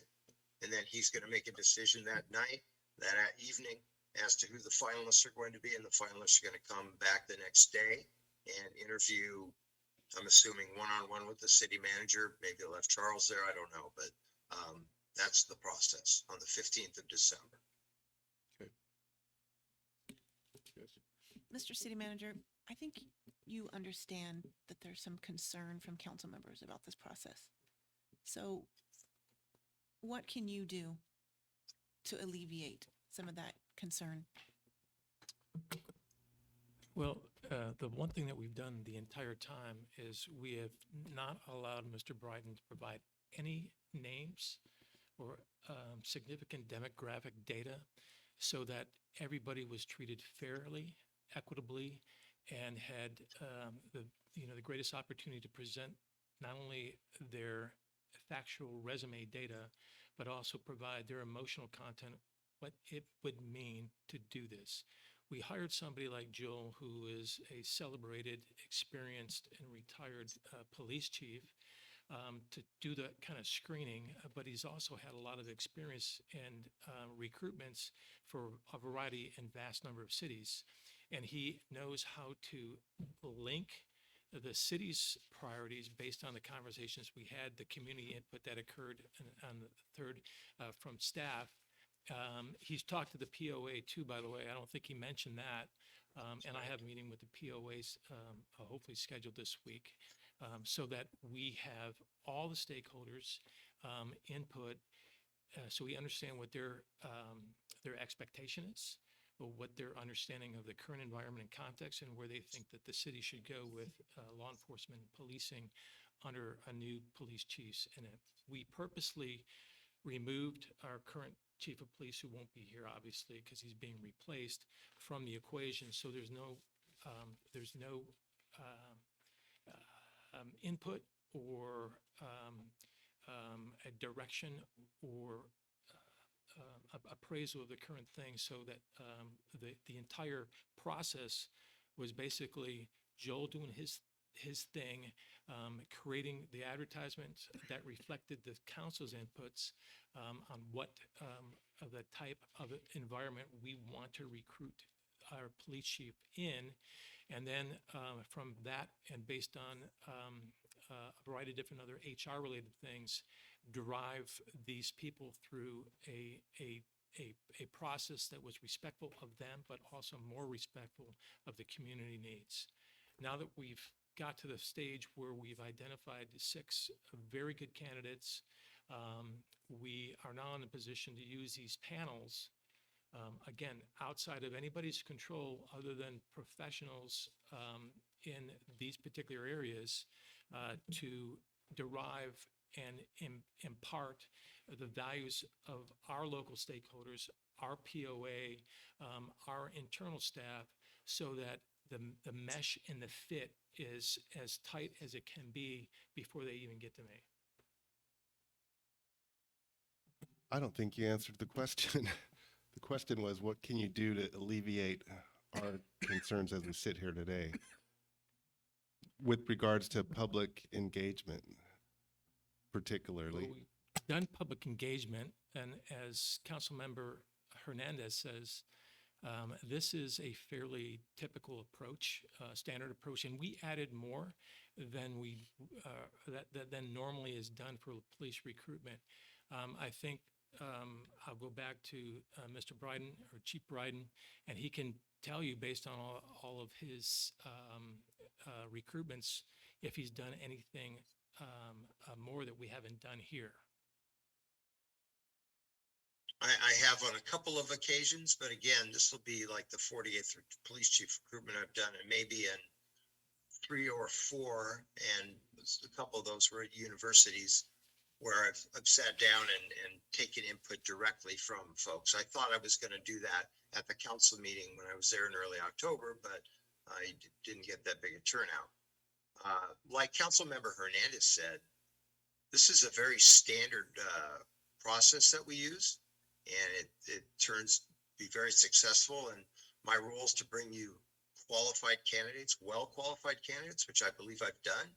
And now it's for the local stakeholders, the community panel, the internal panel, and the professional panel to vet those candidates. And they will. And it's very rare that one candidate will come through and knock it out of the park with all 3 panels, because all 3 panels have different viewpoints. They're looking for different things, and they're going to be able to give the city manager their direct input after listening to those folks that day. It's a tried and true process, seems to work very well. And it's worked many times for me and for others in our firm. And I'm sure in fact, I know other recruiting firms use the very same process, because I went through it in Walnut Creek when I became the police chief there. It was very similar to what we're doing today, or doing in this process.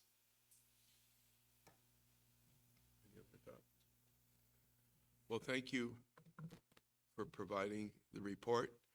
We're looking with eager anticipation as to the progress to get the best police chief possible. We will now move on to the, Mr. Mayor? oh, I'm sorry. We have one public comment. Please come up.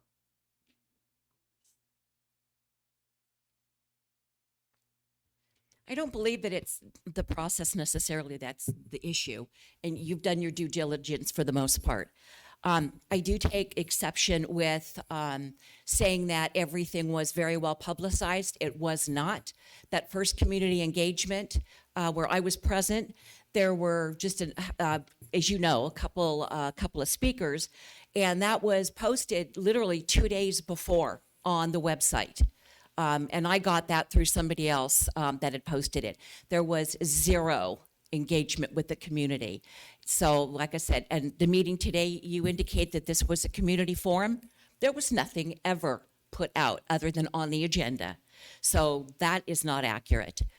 So while the process is good, my question, and I said this to the council last time, is that you have a city manager that clearly there is a lack of confidence in because you failed to renew his contract.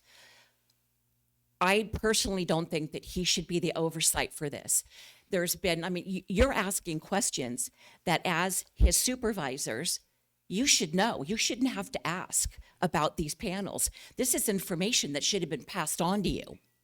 While I understand that some of the names may not be, but this is not the place to say, geez, what's going on?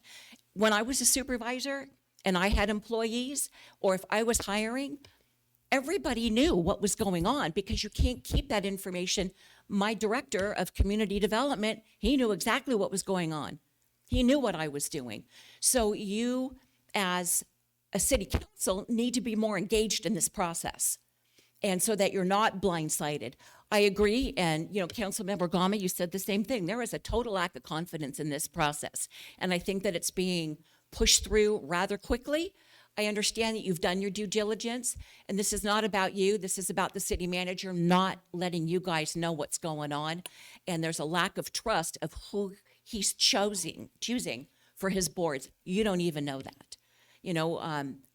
Again, I think that you need to be more engaged in this process and take it out of his hands. Thank you. Okay. No other public comments at this point for the community forum? No, Mr. Mayor. Okay. So received one. We will now consider items on the consent agenda, which will be enacted in one motion unless a council member has a request to remove an item for discussion. I'd like to remove item number 9 for discussion, please. Okay. Item number 9. Okay, other than item number 9 that we will discuss, may I have a motion and a second to approve our consent calendar? Move to approve? Second. Madam Clerk, can we take a vote? Councilmember Perez, Yes. Councilmember Gama, Yes. Councilmember Hernandez, Yes. Mayor Pro Tem Yes. Martinez, Yes. and Mayor Rollins. Okay, yes. Motion passes. Okay, the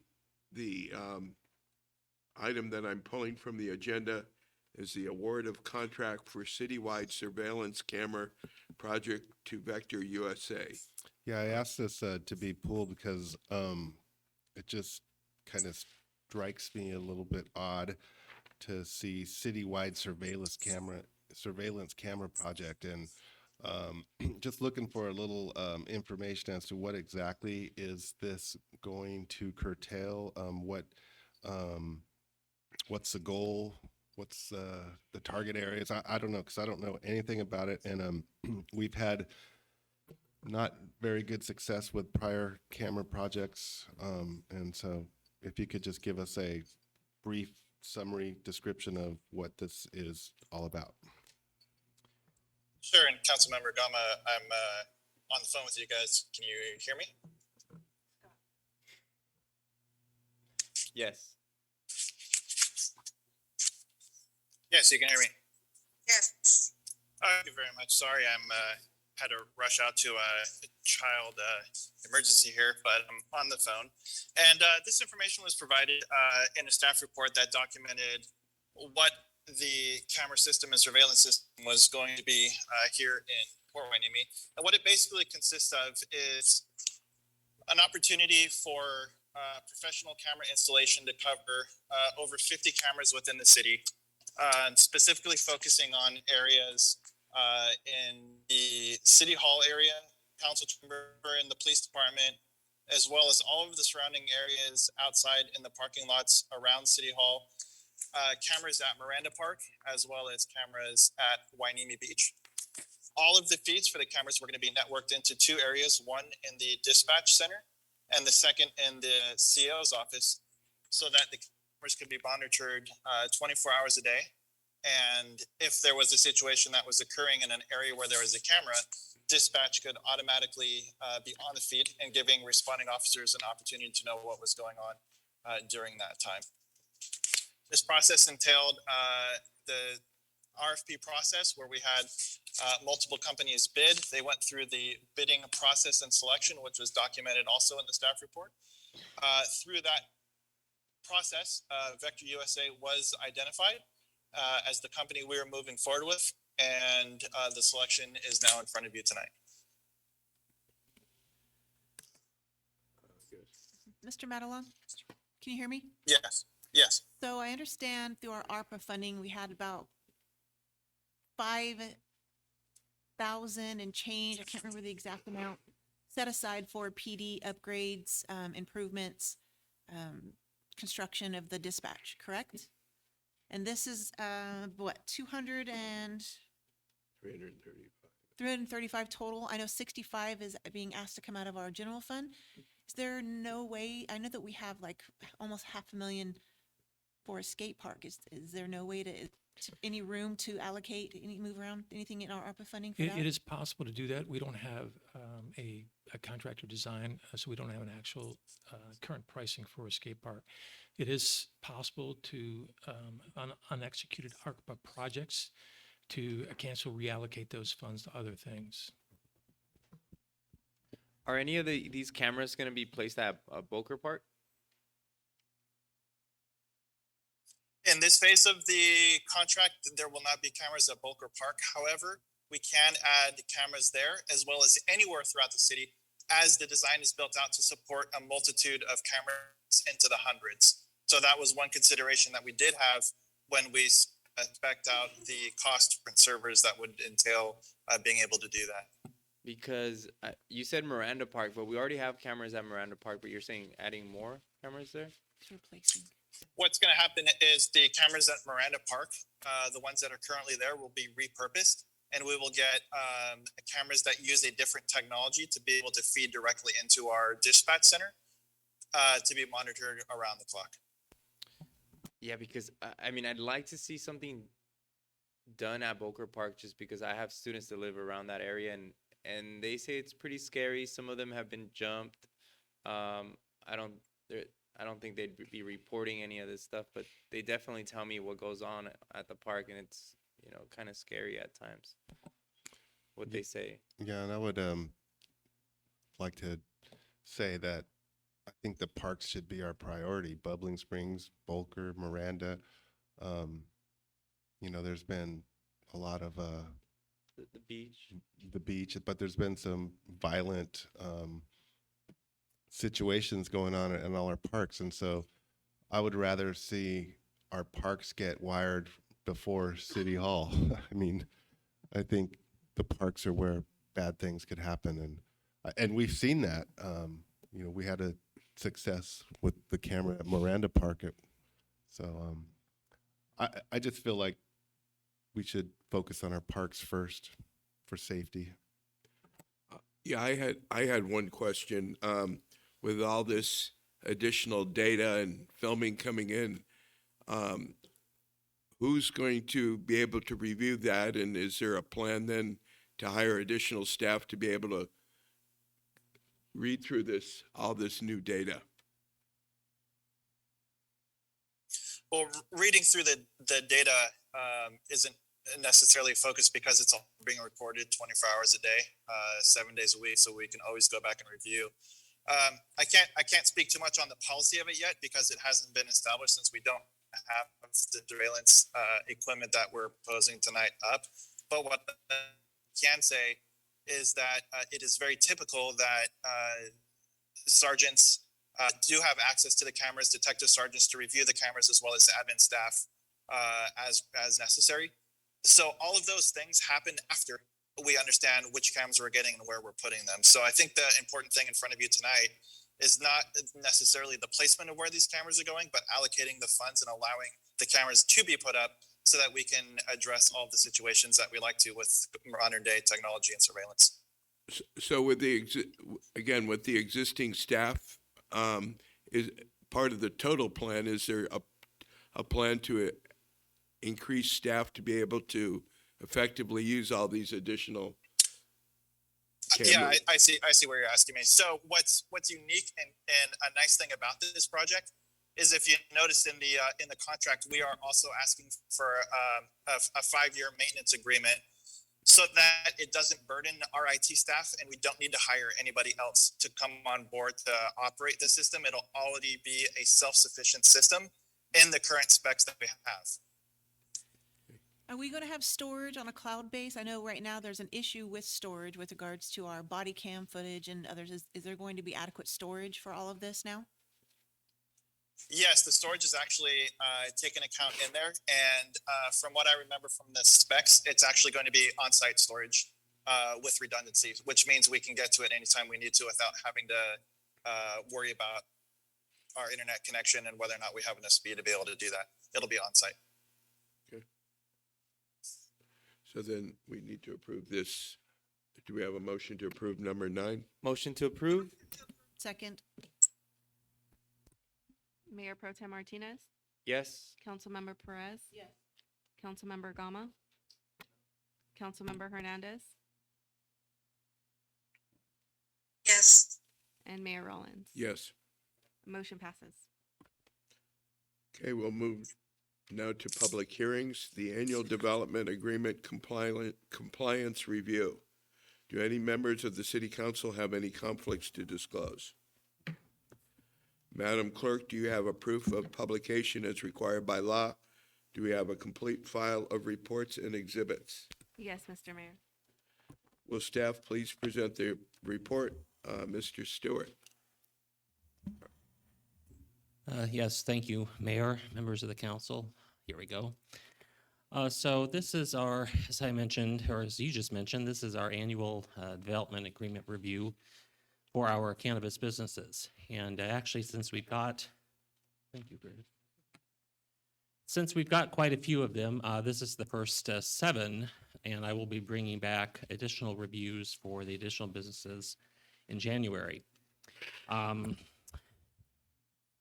starting with this particular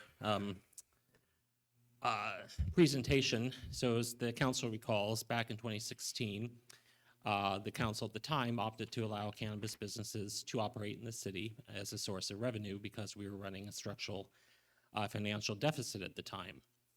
The city did not implement and still has not implemented a cannabis tax, excuse me, and so therefore we used the development agreement as the mechanism to ensure that the various cannabis businesses pay their required obligated payments towards the city's general fund.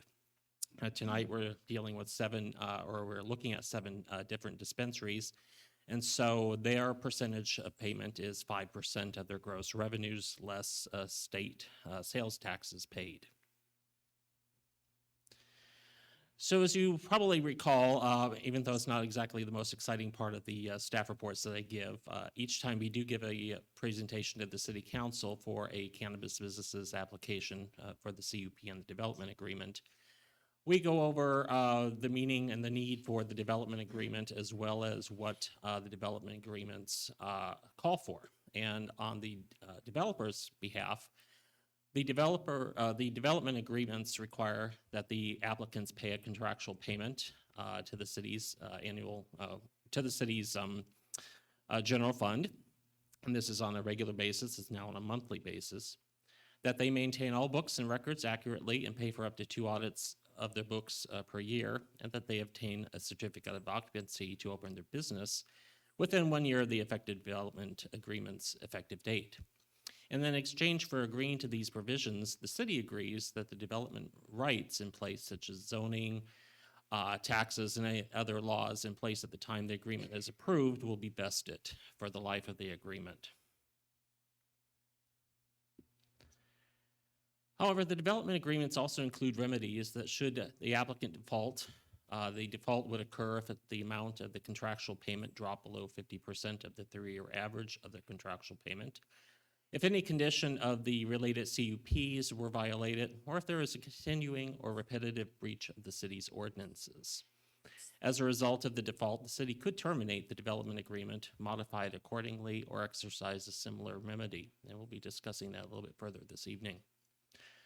On November 4th, 2022, I sent out letters to the 7 businesses that we'll be discussing this evening, requesting that the required information for the review be submitted no later than November 21st. However, since none of the businesses submitted the information, I sent out follow-up emails on the next day, November 22nd, with several additional email exchanges between staff and several of the businesses. The reason why I bring that up is because, as we'll be discussing later on, we do have a few businesses out of compliance, and it's because we did not get the requested documentation. So in general, as you'll see in the staff report, the public benefit summary of each development agreement for each of our cannabis businesses is to complete development and open the business within 1 year of the effective date of the development agreement, provide long-term source of employment opportunities for the community, provide the city directly with additional revenue in the form of an increase in certain taxes. And that could be also sales taxes not only paid by, say, visitors that are not only coming to the city to shop at the dispensaries, but maybe at other businesses as well as from employees at the cannabis dispensaries. It's also to provide additional monies to the city's general fund and to provide certain community benefits. All 7 of our dispensaries this evening have complied with the first 3 bullet points. They've all opened and are operating, with the exception of one which is since closed, and we'll discuss that at the end. They do provide long-term source of employment opportunities, or in the case of the one that just closed, they did. And they provide the additional revenue in the form of certain taxes. 3 of our dispensaries also are complying with the other 2, where they consistently paid their 5% obligations to the general fund, and they provided certain community benefits. So the ones we have that we've listed here this evening, I apologize for that being a little small, but we have in alphabetical order, Caseo Verde, which is known as Channel Bay, they are out of compliance. DBO Investments PH LLC, or known as From the Earth, also out of compliance. Emerald Perspective, Harbor Management Group, which is also known as Safeport, both in compliance completely. Hueneme Patient Care Collective, or HPC, out of compliance. Port Retail LLC, now known as Tree Factory, in complete compliance. And West Side Management Group, known as Wheelhouse, they are substantially in compliance, but we are awaiting their audited documents, and they do owe us the development review fee. So I will go ahead and concentrate on the 3 that are out of compliance at this point. And I'm going to take these now out of order, mainly because I want to start with HPC, because they've asked for a payment plan, and that should be discussed and or considered for all 3 of the, or at least 2 of the dispensaries, maybe not for the one that's closed, but the 2 that are also out of compliance. So let's begin with HPC. They have not paid all of their 5% gross revenues to the general fund. This is for the months of April, May, June, and July. Should be known also that the payments for January and February of this year were 7 months behind, and the payment for March was 6 months late. Terms and condition number 12 of their second amended development agreement between themselves and the city requires the contractual payment of 5%. And again, the primary purpose for doing so is that these funds come directly into the city's general fund, and with the lack of these funds coming in, the city has a negative impact on our finances and our ability to provide services to ensure the health and safety of the public. I'm not going to read all of this, but this pertains to terms and conditions number 12A through C of the development agreement, which require the audited report. There are also additional requirements that should there be a shortfall, that the developer pay for that shortfall plus any required interest, which is at 7%, as well as any penalties.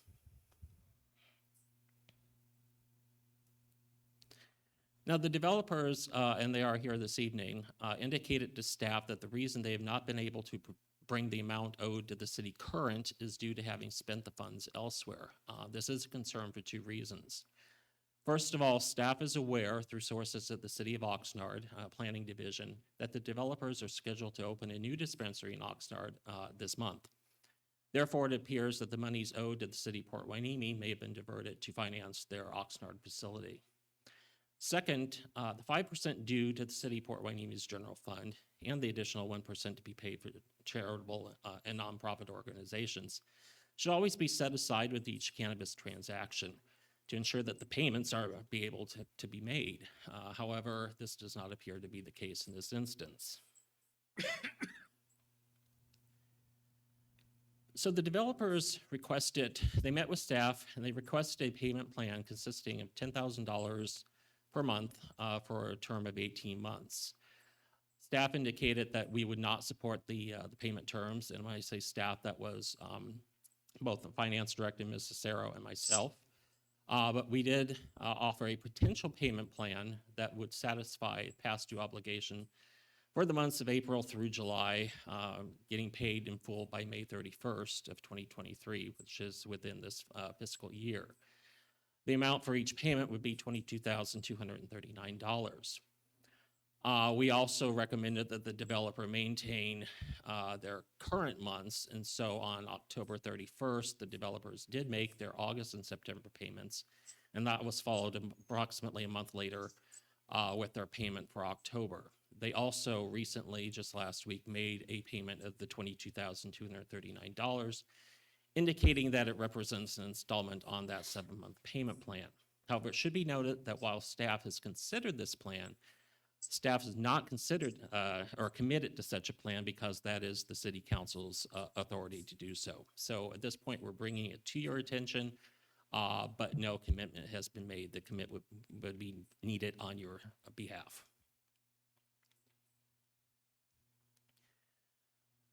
So as I mentioned, the development agreements do allow for the city to determine if a developer is in default. It's particularly Section 22 of HPC's Second Amended Development Agreement calls for this and provides the findings and determination that you may make following a review, such as tonight's, that the applicant has not complied in good faith with their material requirements of the development agreement, and/or is in violation of any condition of the CUP. And the CUP, which is tied to the development agreement, has a condition that says that the development agreement must be complied with. And since we're out of compliance with the development agreement, we're out of compliance with the conditional use permit. So consequently, the city council has three options that we can see. Obviously, there may be additional ones. We'll talk about that in the recommendation. The first would be to demand full payment from the developer by a certain date, i.e. 30 days from the date of this hearing. Second would be to allow a one-time payment plan with fixed terms and conditions. The payment plan would be based on the unaudited gross receipts. Upon completion of the financial audit, though, a true-up adjustment will be calculated based on the audit results. If there are additional revenues owed to the city, the amount of additional revenues will be due within 30 days of completion of the audit, and these will not be included within the payment plan. The third option is to simply revoke the developer's development agreement, subject to the procedures set forth in the development agreement and the city's adopted requirements and procedures. At this time, staff recommends option one, which is full payment within 30 days. Moving on to our second business that is also out of compliance. This is DBO PH Investments, AKA From the Earth. HPC was our first approved dispensary here in the city, and DBO was one of probably, I think, our third. However, as of December 1st, just last week, the developer had not paid their 5% payments for the months of June, July, August, September, and October of this year. They did submit a payment for the month of January through March earlier, but they were submitted an average of 2 months after the due date. The applicant did mail checks to us, which were received on December 3rd for the months of July through October. They admitted that they overlooked June. However, these checks have not cleared the bank as of this time. In addition, the developers are still in arrears for nearly $24,000 in other fees due to the city related to processing and maintaining their applications. Further, the developer, it should be known, was late in making their payments last year as well, even though they did finally, by the time that we had the development agreement review, get everything in, but this still does indicate a habit of making late payments. And similar to HPC, the terms and conditions, again, require the 5% payment because otherwise it does affect negatively on the city's finances and our ability to provide services to the community. Again, also terms and conditions number 12 require that audited annual report, which we have not received to date. And while the developers have not indicated to staff the reasons for being out of compliance with their development agreement, I do want to mention that they have stated that they felt that they overpaid their contribution to the Hueneme Beach Festival by $20,000 for the past 2 years. And they've requested that the amount be applied towards their outstanding payment obligation to the city's general fund. However, the 1% charitable contribution is separate and from the 5% payment and can't be commingled, because the 1% payment doesn't go to the city directly. It goes to certain organizations, in this case, REACH.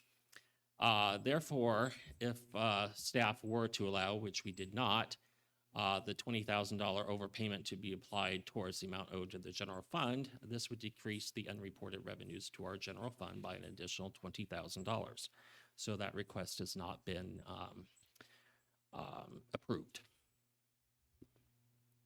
So again, with regards to the terms and conditions of the development agreement, again, the city council can find that the developer is in default of their agreement, not only for the reasons mentioned above and also because they are in violation of their CUP, but in this case also a continuing or repetitive breach of the ordinances of the city despite notice and opportunities to cure, again, the habitual late payments.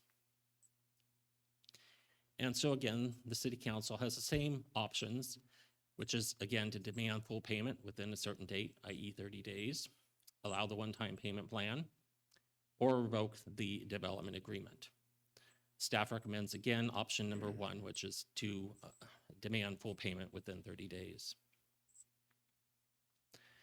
And our last business under review is Caseo Verde or Channel Bay. And Channel Bay is actually owned by the same entities who own From the Earth.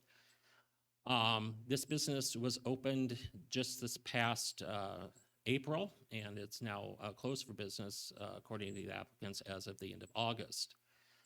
The August 5% payment has not been made, nor has their development agreement review fee of $1,680. And again, the terms and condition for the development agreement require this contractual payment.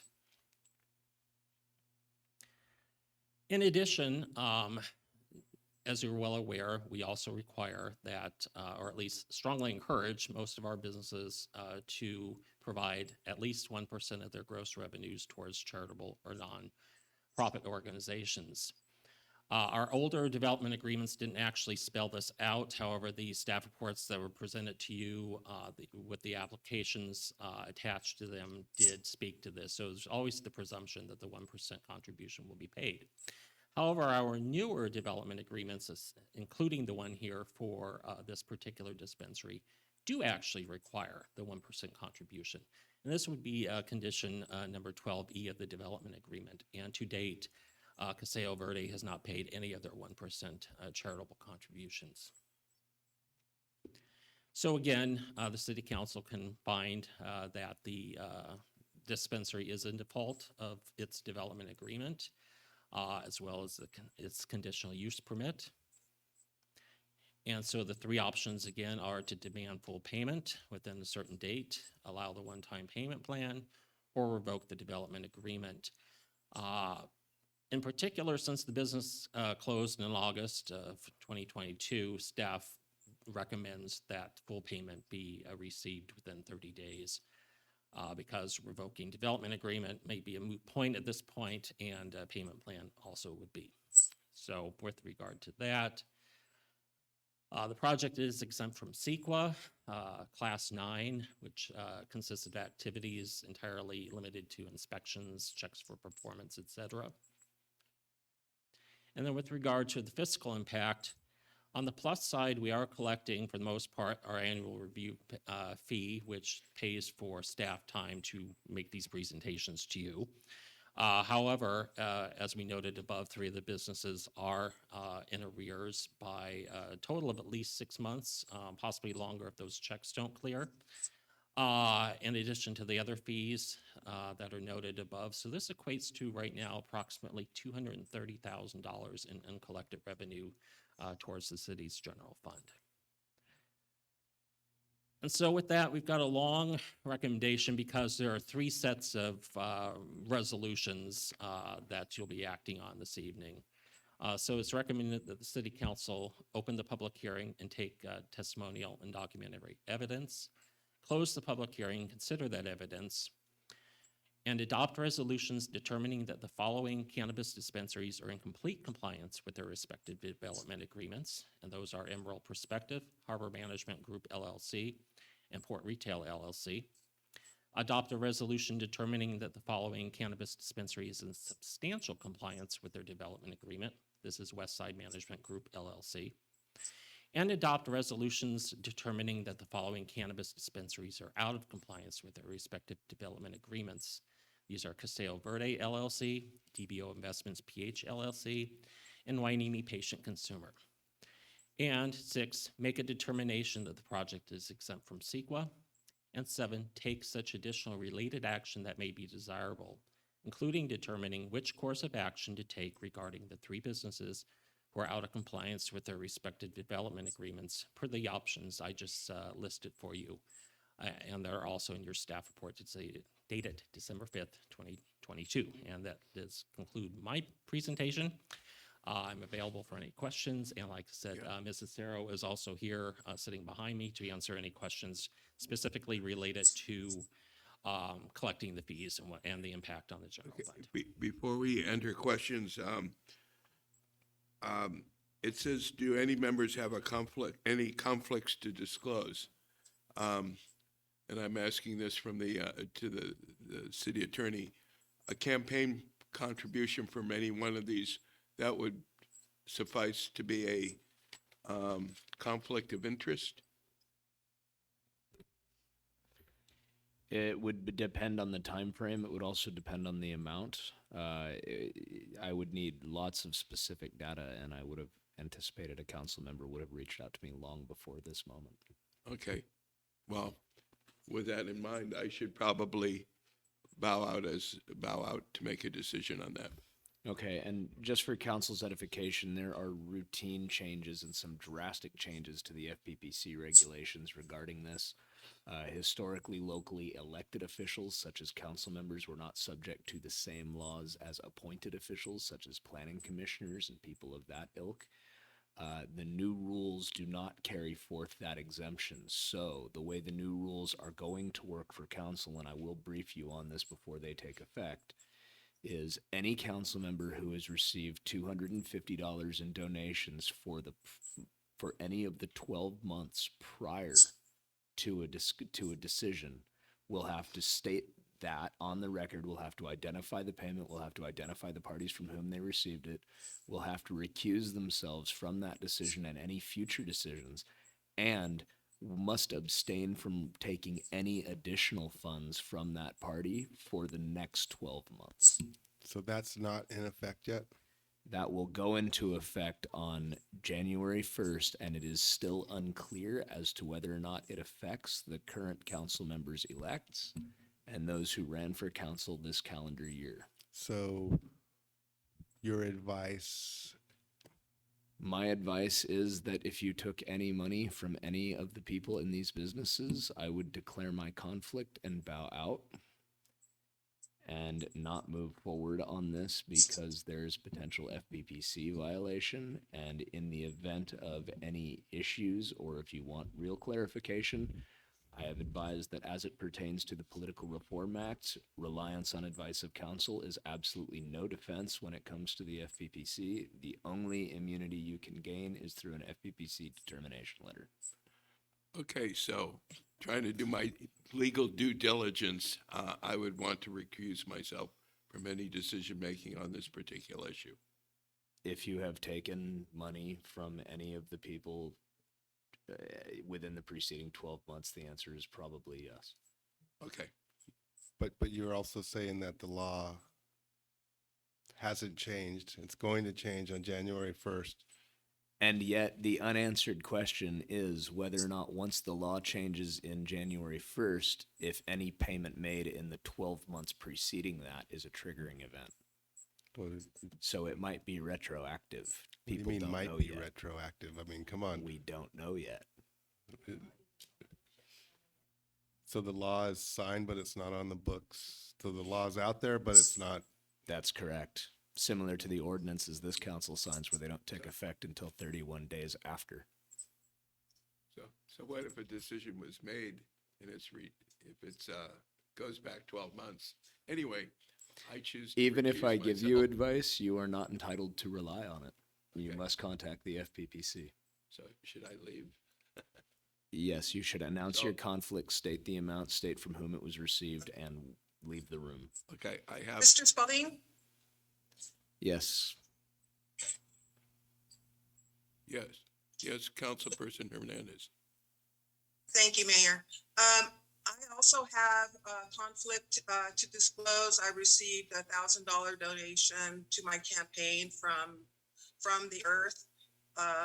So, what we're going to find here is some of our council members also have business associations with some of the named cannabis dispensaries. So that's going to just leave one person on the council if we all recuse ourselves.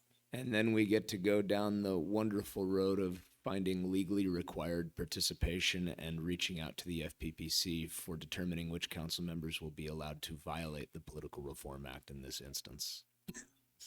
So should we, So should we table this then? I mean, I'm going to recuse. yeah. We can continue this matter until such time as I have had time to review each of the council members' various financial interests. That will be incumbent upon every member of this council to disclose whatever monies they have received from any of these organizations. I don't like hearing, what did you just say, financial interests? I mean, I too received a donation from the Earth, just like Councilperson Hernandez, but that does not to say that I have business arrangements, which an allegation just was thrown out there.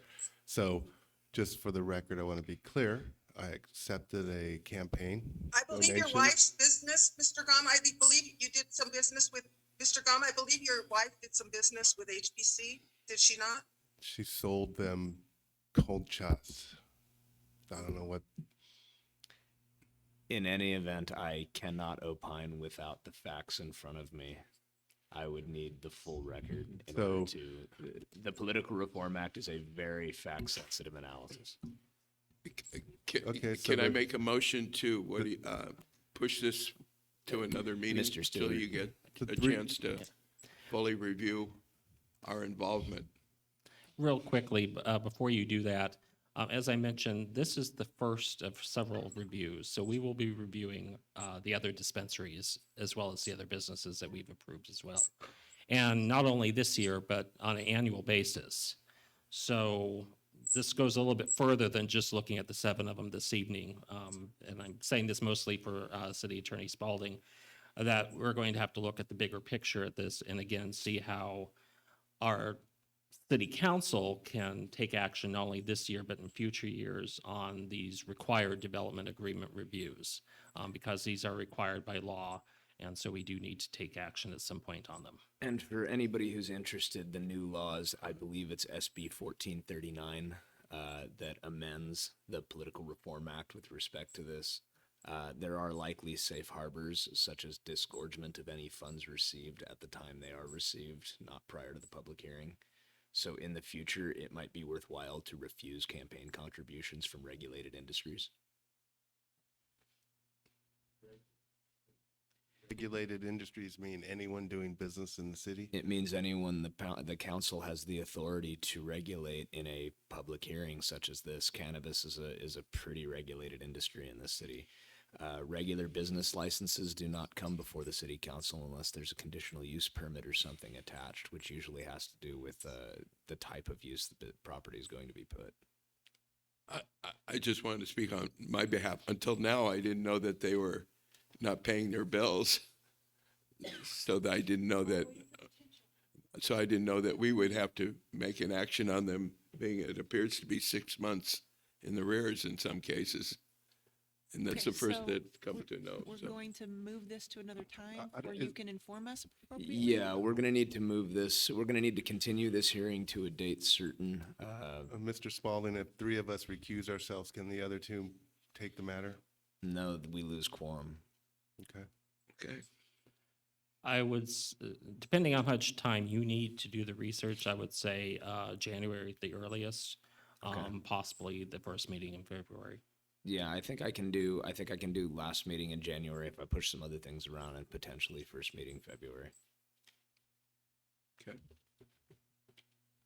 I have a question. Sure.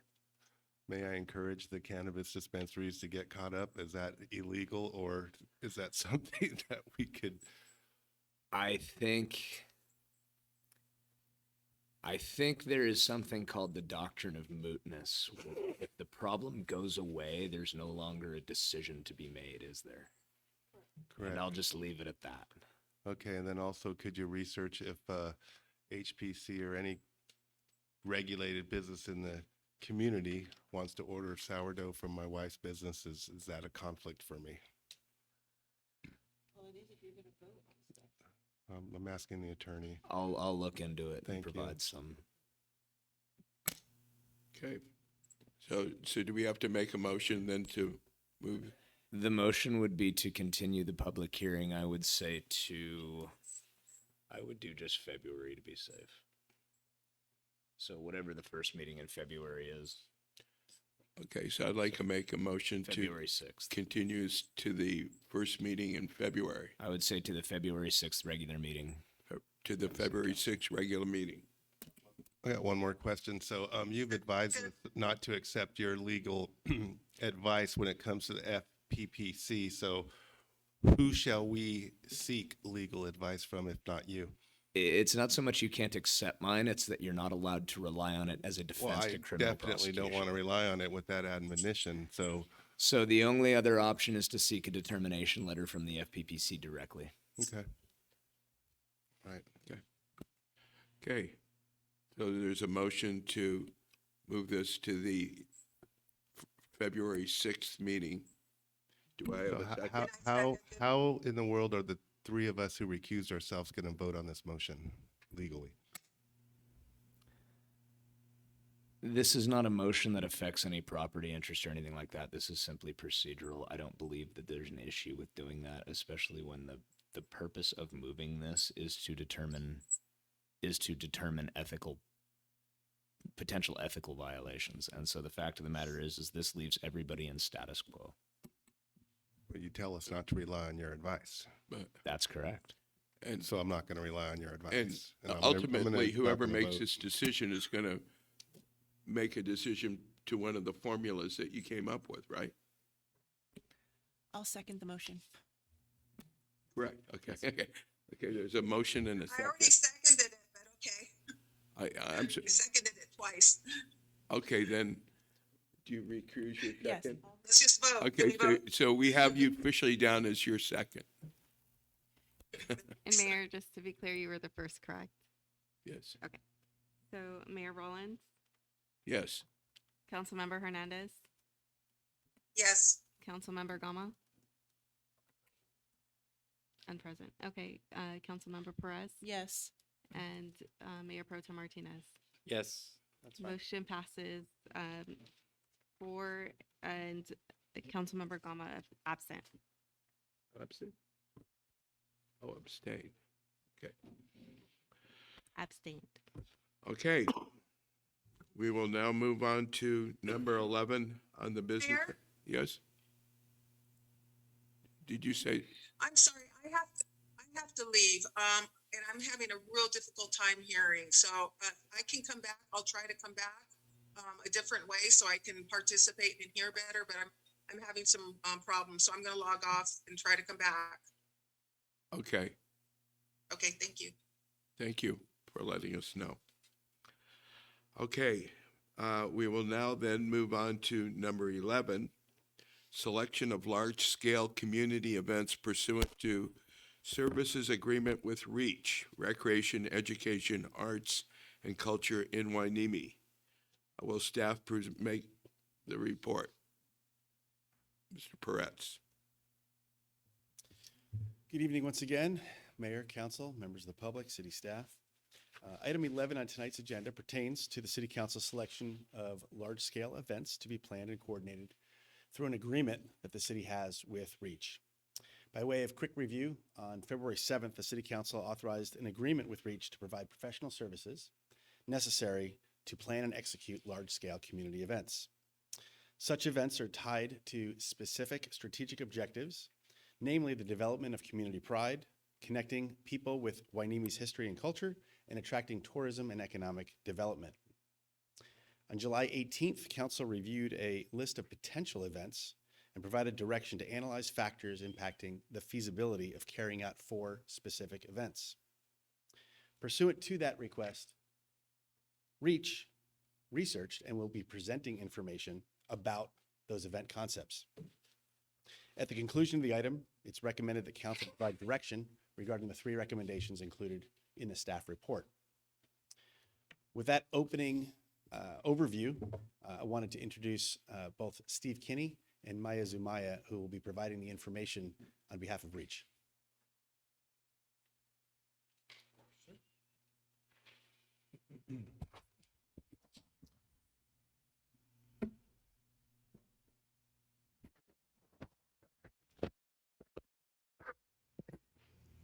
Good evening, Mayor, Mayor Pro Tem, Council, staff. I'm Steve Kinney. I was introduced to you earlier on the agenda, but I'm here tonight in my role as the president of the REACH Board of Directors. I just want to preface Maya's description to you of her research into the events that you're interested in with just sort of a heads up about the evolution of REACH in the past year. It's been a year of significant change for us from the beginnings back in 2015. For its first 7 years, I guess, REACH existed entirely as a volunteer board. Its purpose was, still is, to solicit contributions of funds from sources that would not be necessarily available to go directly to the city itself for the purpose of then passing those funds onward to community groups for good causes in the community, in the areas of, as the name says, recreation, education, arts, and culture. So that's been the extent really of REACH's mission and role, is to collect funds and to write checks to organizations that the board felt were deserving of that kind of support.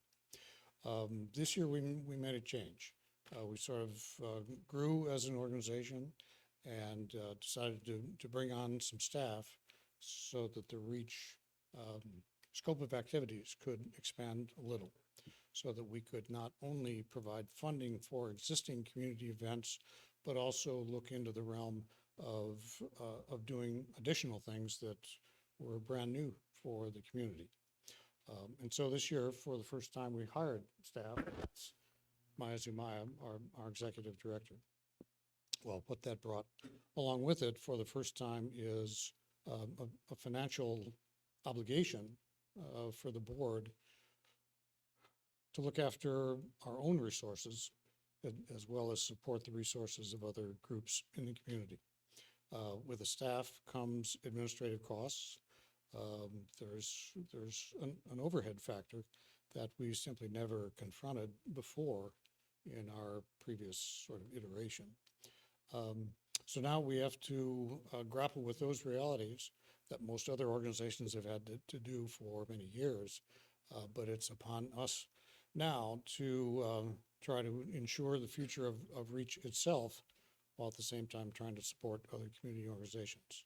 So you will see in the months ahead that REACH will be, for the first time, conducting its own fairly aggressive fundraising campaign so that the organization itself can continue on into the future, as well as support the other community organizations that we want to do.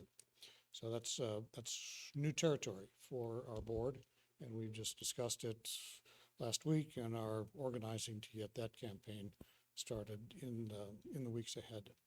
So I just want to make you aware of that sort of new profile for REACH in 2023 and beyond. And now I will turn to Maya for the report that you've been anticipating hearing. Thank you. Maya? Thank you, Steve.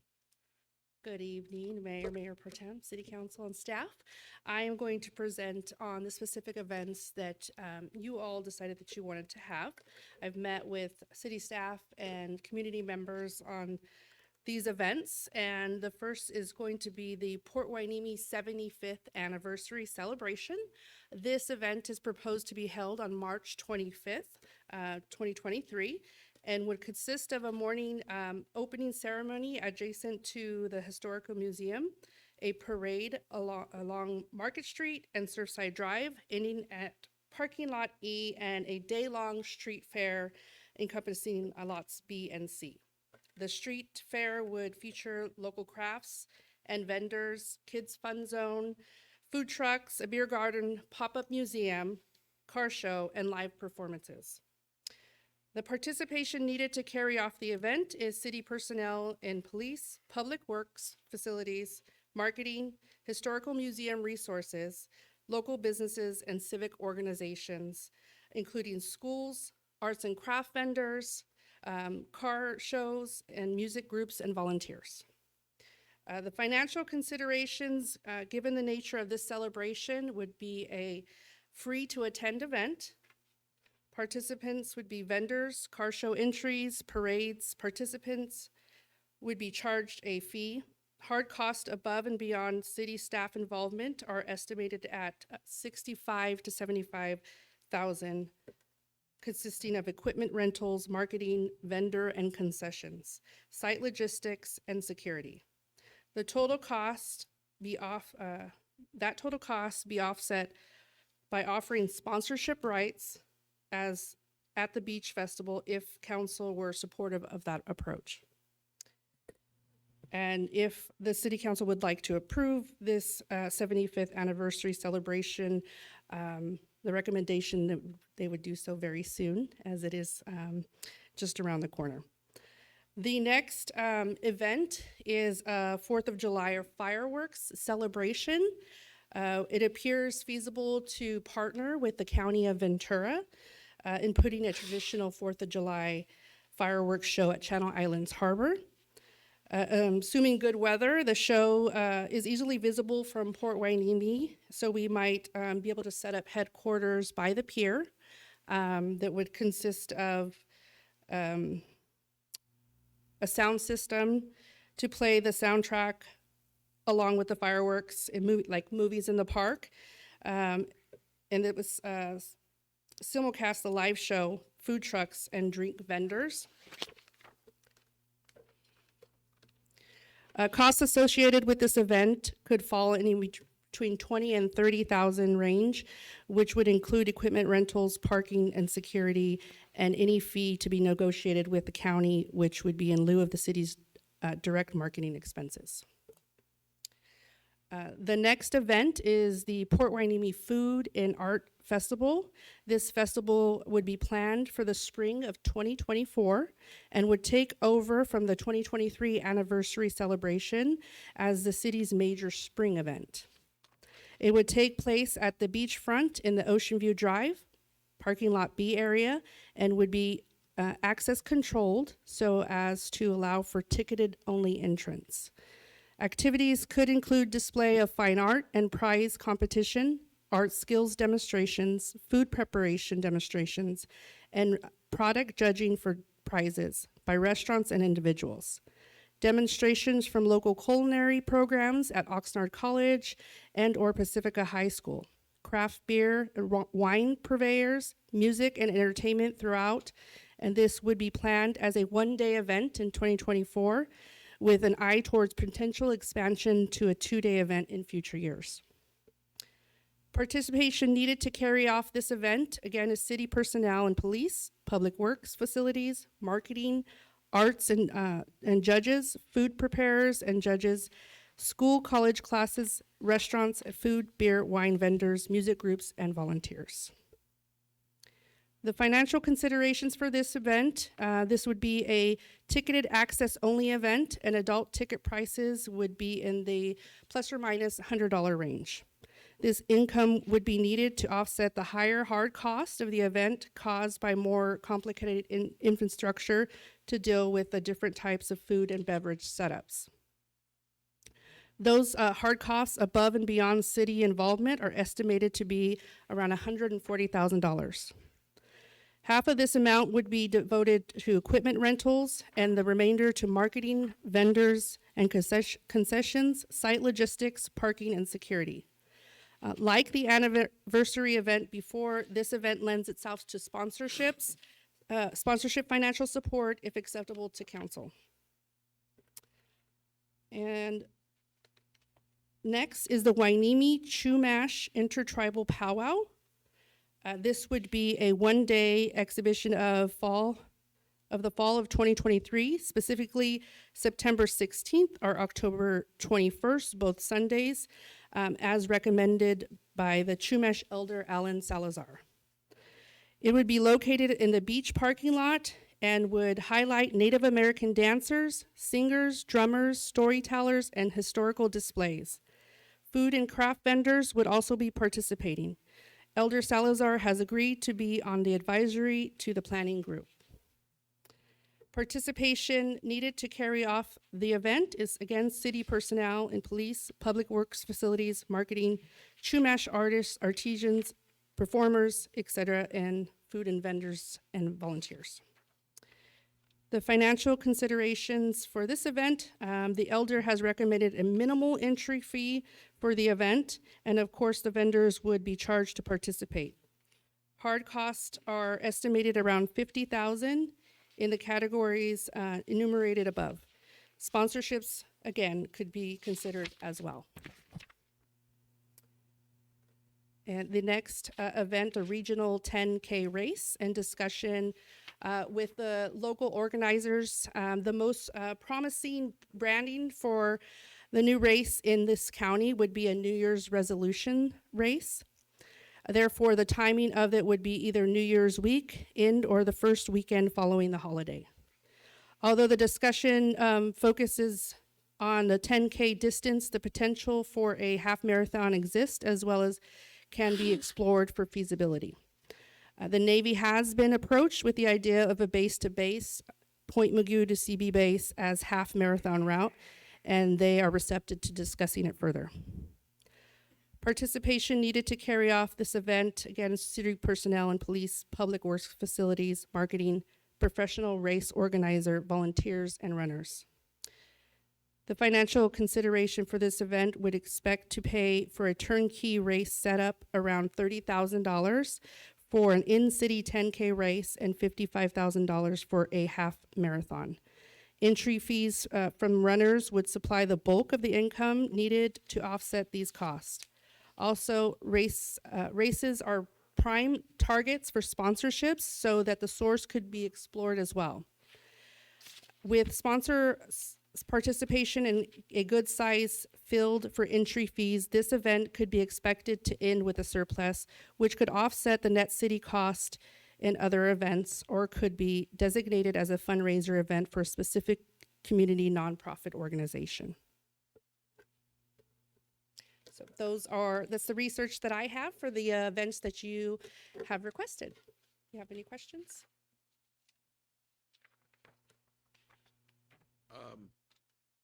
So these events, are they ideally, each one, is it planned to be a break even? I mean, after everything kind of clears the dust, are these planned to be break even, make money, or lose money, or does each one come with a different criteria? I guess it's dependent on if the city wants to accept sponsorship for these events. The 10K could end in a surplus, and there's potential to make money on the Food and Wine Festival. Okay. And you're going to be running each one of these events Correct. under the contract that we set up earlier? If city council approves, yes. Okay. Other questions?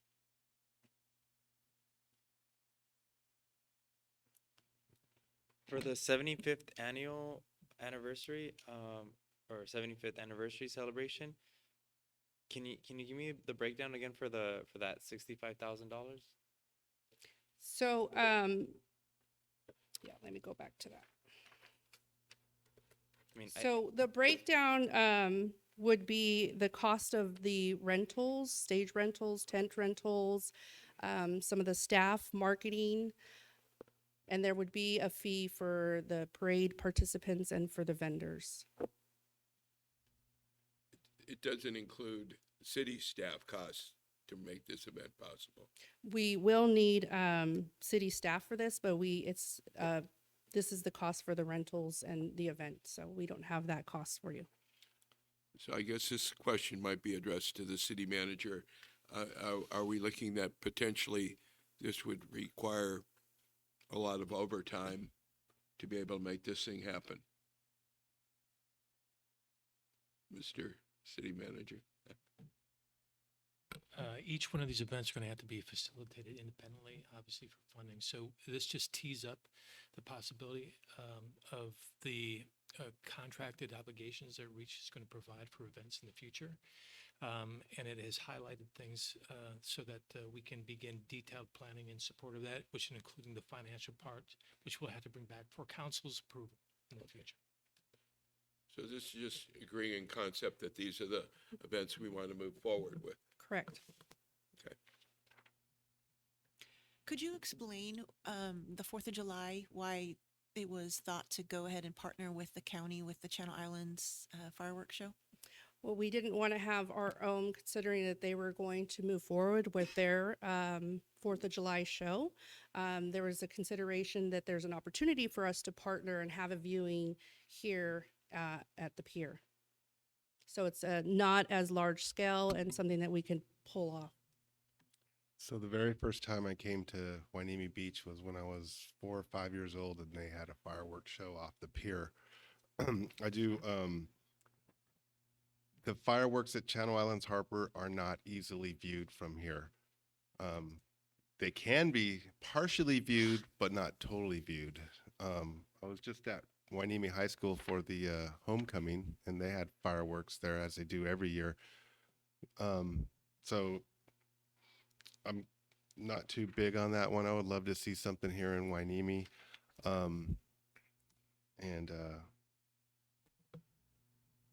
In regards to the Port Hueneme 75th anniversary celebration, I think that's something I hope that we could all support. I mean, I love the idea of having a parade.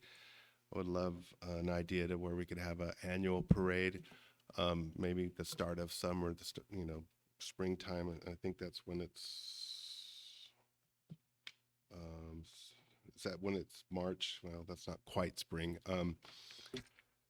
And my concern is that if we were to approve all these, we're obligating several $100,000 without knowing which ones are going to be break even or perhaps profitable. We know we lost money on the beach festival. So I would just urge this council to let's maybe pick one or two that we can move on, like the Port Hueneme 75th anniversary celebration seems like one that we have to decide tonight.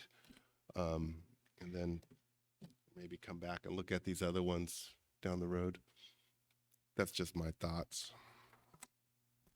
I'm sorry, Mr. Kenny, were you going to talk about fund obligations? It's not on the agenda for tonight. It's just the concept of it. And when they do the detailed plan, they'll be coming back for each individual one and the funding requirements for it. This date of March 25th, I mean, I know that we did talk about trying to have something at the beginning of summer, concluding the summer with the beach festival. So March 25th seems, I don't know why that date was selected, but it's not quite spring or summer. That's the city's anniversary date.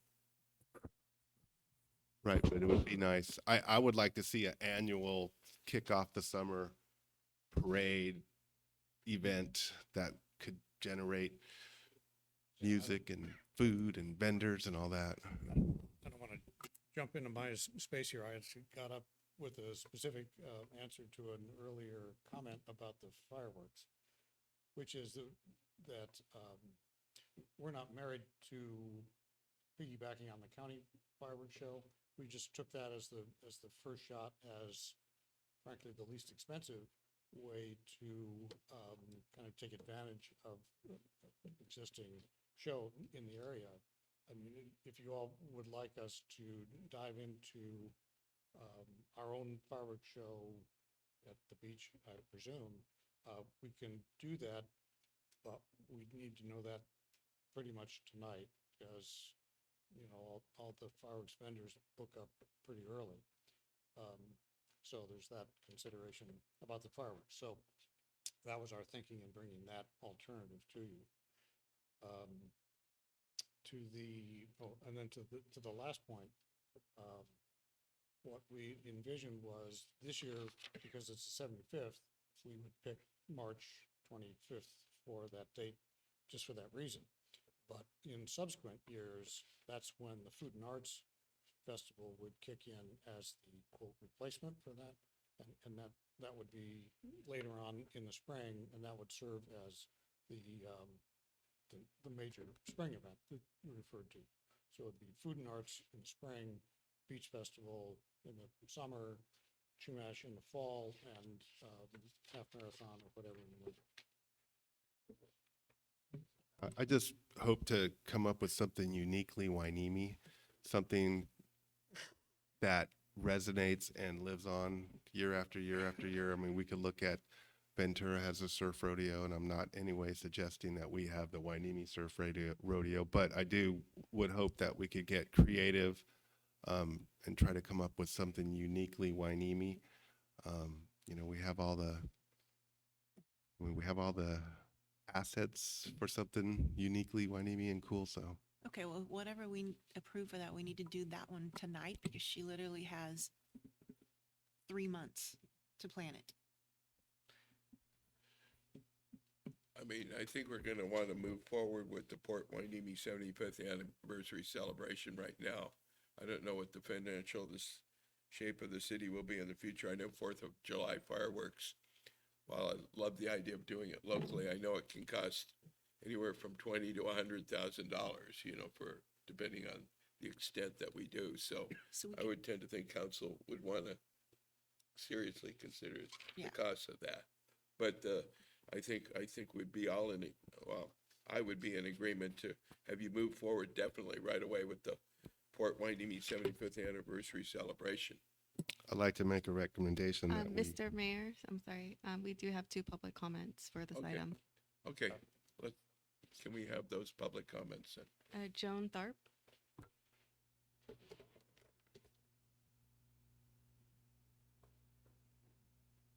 Mayor Pro Tem, City Council members and staff. Having seen in the agenda that the council is considering a 4th of July fireworks event, whether you're partnering with the county or not, I appear before you tonight as a member of Surfrider Ventura County to address this matter and inform you of the work that has been done by Surfrider over the last 7 years to discourage the Ventura County Fair from using fireworks that are not 100% plastic-free and environmentally safe. We have not yet engaged with the county about their fireworks, but we plan to. The Ventura County Fair's multi-evening attraction launched fireworks over and debris into the ocean. After each event, Surfrider saw evidence of the plastic debris that enters the ocean and washed up onto the beach, as well as rained down on the Ventura Promenade and into the rocks along the shoreline. Since 2015, Surfrider volunteers walk the beach, promenade, and rock areas in the mornings after each fireworks display and picked up profuse numbers of pieces of plastic used in these fireworks. Annually, since then, Surfrider presented our concerns to the Fair Board and advocated for a plastic-free fireworks display. Plastics pose a significant threat to our marine environment. In fact, plastic has been found in more than 90% of all seabirds and 100% of sea turtles species because they mistake the plastic for food. This is why firework debris, given its size and dispersion directly in the ocean, is of such great concern. Not only is the discharge of plastics onto our beach and into the ocean harmful to the environment and to human health, it is also a violation of the Federal Clean Water Act. The Clean Water Act prohibits the discharge of pollutants into navigable waters without a national pollutant discharge elimination system permit. Any plastic component of fireworks that enters the ocean constitutes a pollutant. Having been made aware of the harm and danger that fireworks cause, Surfrider is hopeful that the council will not have any fireworks shows near our beautiful beach and ocean, and if partnering with the county would encourage them to use 100% plastic-free and environmentally safe fireworks. Thank you for your consideration. I'm really thankful. Oh, there's Yeah, one more. yeah, there's Oh, one more. Okay.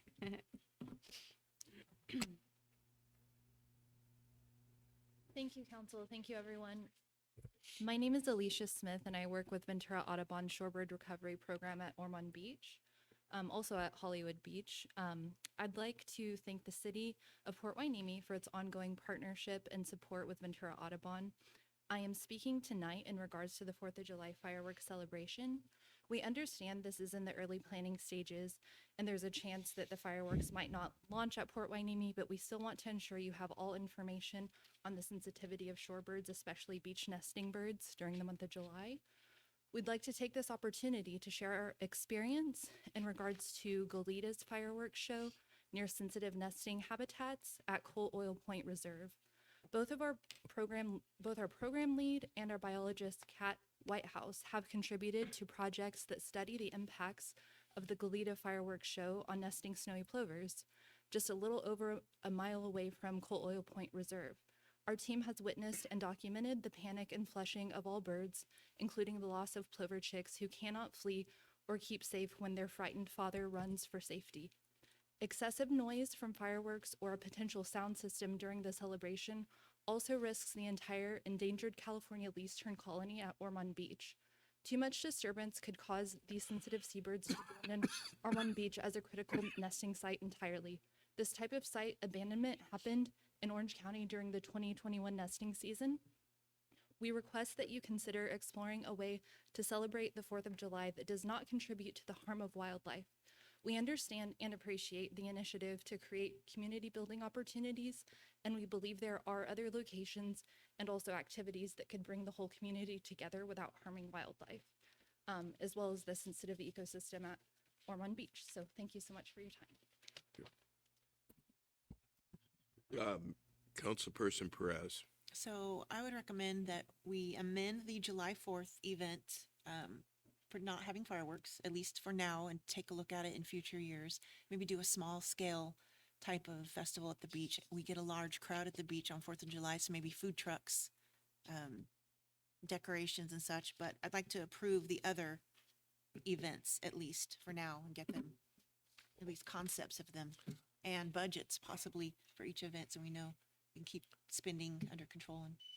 And I was going to make a motion to approve Port Hueneme 75th anniversary celebration and the Hueneme Chumash Intertribal Powwow as a trial. That's what I'm thinking.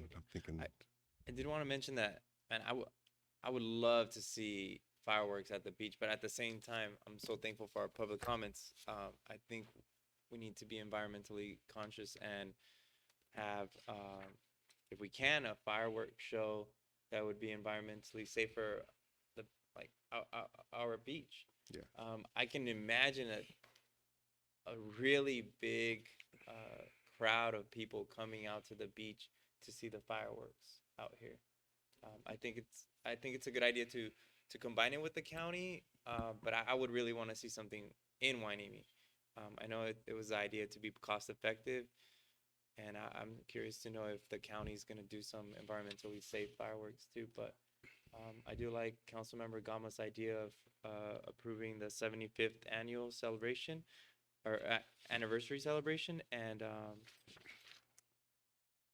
the Chumash powwow. So is that a second? I'd want to hear from everyone. I don't think I've heard from Councilmember Hernandez. And have we heard from Mayor Rollins? Not yet. Okay. Councilperson Hernandez. Thank you, Mayor. I apologize, I didn't hear the entire discussion, but I did read the staff report. And I am in agreement with the recommendation. I can support that.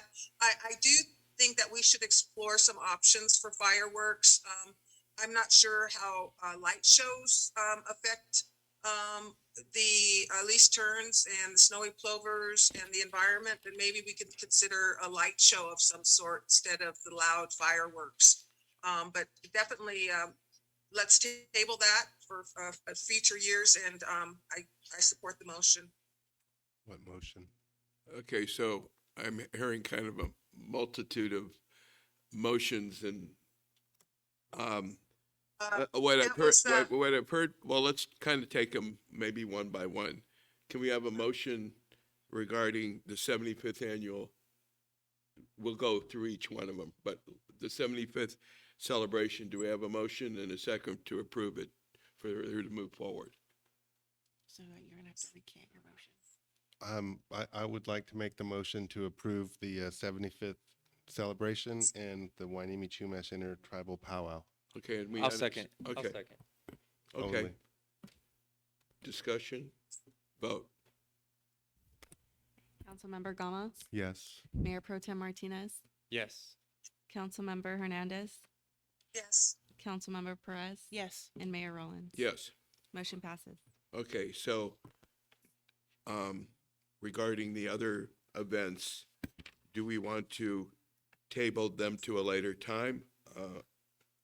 Is there a motion to table them to a later time? So moved.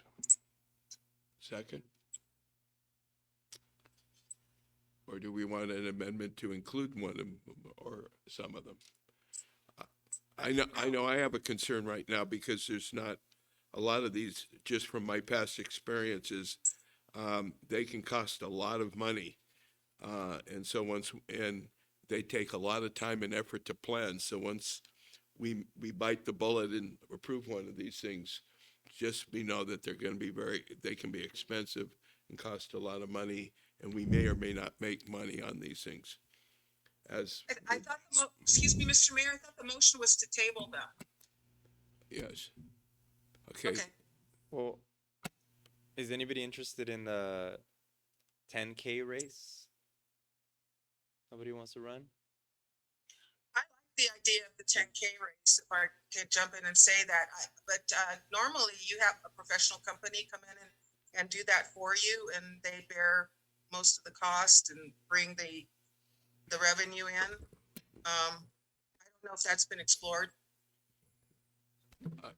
Maybe we can okay, so conversation on, maybe we can explore that. I know many of the 10K events that I've been involved in cost money. They don't make money. In fact, most of them don't make money. But Mr. Kinney, you had some thoughts on this. I know you want to share. Yes, thank you, Mayor. I just want to make you aware that, as I understand it, if you table the other events tonight, then that kind of freezes us from doing anything more about it. But it also gets you on the two that we approved. Oh, sure, yeah, it sure does. But I'm just saying, if you express your interest in the other events or not, the ones you're interested in kind of keeps us rolling the ball forward to get more information to bring those other events back to you in the same detail that we did tonight on the 75th. So any of the other events, we're not asking for any money, but just to know that if we do work on those, it's in accordance with your wishes. I made the motion for the two events is so that we could get started and try to be successful in those two events. I think all these other events are just too much to take on at the moment. So we've approved two items, and I made a motion to table the rest. And like you said, the clock is ticking to pull these two events off, right? Sure. I mean, you're going to need, right? I mean, these are pretty big events. When would the race be scheduled for? A year from now? A year from now? A year from January. Yeah, I wouldn't want to preclude us saying that we don't want to do these, but I would agree with Councilperson Gama that we approve and second the two events that we did, and then with maybe a general note of thumb that you look at these events, but don't spend too much time until you have one that you really want to spend a lot of money on. Mr. Mayor, I have my hand up. Yes. Yes. Oh, so we voted on the two events already, correct? Did we vote? Yes. Okay, so the second motion was to table them, and I meant table. I was under the impression when we said table, meaning that we wouldn't schedule them, but that there would be more information coming back to us. As we can't make a good decision unless we have more information, especially when it comes to the 10K on how that's actually going to work. So maybe we can send staff away to explore, to address those additional concerns, but proceed with the other two events. So what you're saying is in the spirit of to move forward to get more information on all the other events, but to approve as what we've already approved of. We've already approved that, so we're not talking about that anymore. We're talking about the other events that are being recommended to be tabled. Councilman Martinez suggested the 10K run be considered. I support that, but we need more information. And Is there any other events where we might want to do that besides the 5 or 10K run, so we can give staff some direction to go back and bring us more information? Yeah, because I'll make a motion to receive, asking for more information on the 10K race. And for that matter, I mean, the other events. I mean, originally, we approved all of these events as what our priorities are. It's just which ones we want to have Yeah, as the well, top priorities. Before we knew how much they cost, Yeah. So I'll second the 10K brought back to us with more information? Yeah. Yeah. For potential in January, you say? Correct. Excuse me, Mayor, if I may add one important data point. Next year in March, on the 18th and 19th, will be the first air show the base at Point Mugu will do in probably 4 or 5 years. And there is an opportunity perhaps where we could at least do fundraising or co-branding and those type of things during that. So I just wanted to make sure that that date was coordinated with our 75th anniversary. Good idea. Okay. And I would like to also point out, March 20th is the first day of spring, so spring is in March. Good point. Okay. Why do I? So we're going to vote on the race right now. Okay. The motion is to do some exploratory research on what that's all about and what it might cost. Excuse me, in Mayor. Detail. So I just want to reiterate my thinking is that we pour all our energy and resources into these two events that we approved tonight. And then we could hear, once we get this event done and over with, then we could entertain the idea of planning a 10K. I mean, these are two large events that are going to take a lot of effort and we want them to be successful. So, I think the 10K is going to interfere with planning of those two events. okay. And then Maya's on the books for these events either way. So we would want her to do some events, I mean, two, but I mean, there's more. My guess is the direction, do a bang up job on the 75th anniversary and the Chumash, make sure those go really good. But in the background, begin to look some research for the 10K race. And about right? I'd also want some research on environmentally safe fireworks. I don't know if those exist or not yet, but it's a pretty good idea. Yeah. So I spend 4th of July on Wainimi Beach every year for probably the last 20 years or when I'm here, but the beach is packed. There's no parking. It's already huge, and anything that we would do on the 4th of July would be stretching the limits of Wainimi Beach. I could guarantee you that. So, but there definitely is room to consider something in addition to what normally goes on down at Wainimi Beach during the 4th of July. So I want to see a very successful Port Wainimi 75th anniversary. I'm really excited about a parade, and that's all I'm thinking about right now. It's like, let's get that planning going and let's make it real successful. Okay. I think we've already made the motion on those two things. Okay, so We're ready for the vote. just to clarify, Mayor Martinez made a motion to direct staff to bring back more information in regards to the fireworks and I'm sorry, I'm drawing a blank right now. The 10K. The 10K race. The And- 10K. Could I make an addendum? I heard something about a light show per se, as opposed Yeah, to that could be- fireworks. Well, That would be that a would really be great idea. included in the the fireworks. Yeah, I think And Fourth of Mayor July. and Council Member Perez seconded that. Good. Okay, Mayor Pro Tem Martinez, yes. Councilmember Perez. Yes. Councilmember Gama. Yes, and may I make a comment real quick? Yes. I hear a gentleman approached me and said that the latest thing is doing drone laser light shows. And I hear that those are That's really, what I'm talking well then, okay. Okay. That's what she's Councilmember- talking about. Councilmember Hernandez. Councilmember Hernandez. Yes, and yes. Mayor Rollins. Yes, with a comment that we're having a fireworks, I mean, we're having a 4th of July celebration. The contents of that will be based on what staff comes back with all these potential options. Motion passes. Can I just say one thing? The reason I didn't say drones is because I don't know about the legality of drones, of doing a drone show. So, but yeah, I was thinking the exact same thing, Councilman Gama. The drone show would be fantabulous. In Be Europe, great. they do soundless, environmentally safe fireworks shows. Cool. We could be cutting edge here. Okay. We will now move on to city manager comments and reports. Thank you, Mayor, City Council.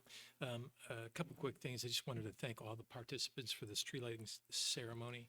It was huge, and it was well attended and supported with vendors. We have a lot of people to thank.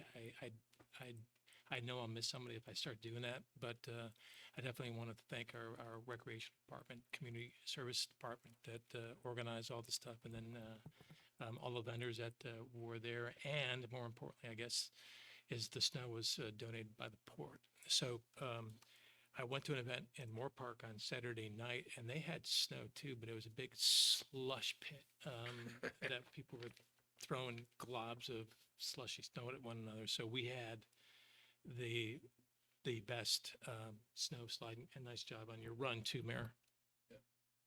No, your run, your I sledding went on. run. I went on the slide itself successfully. Yeah. You know, we kicked off our Cops for Tots. We had a big shopping event at Walmart on Saturday. A lot of volunteers and the police explorers, of course.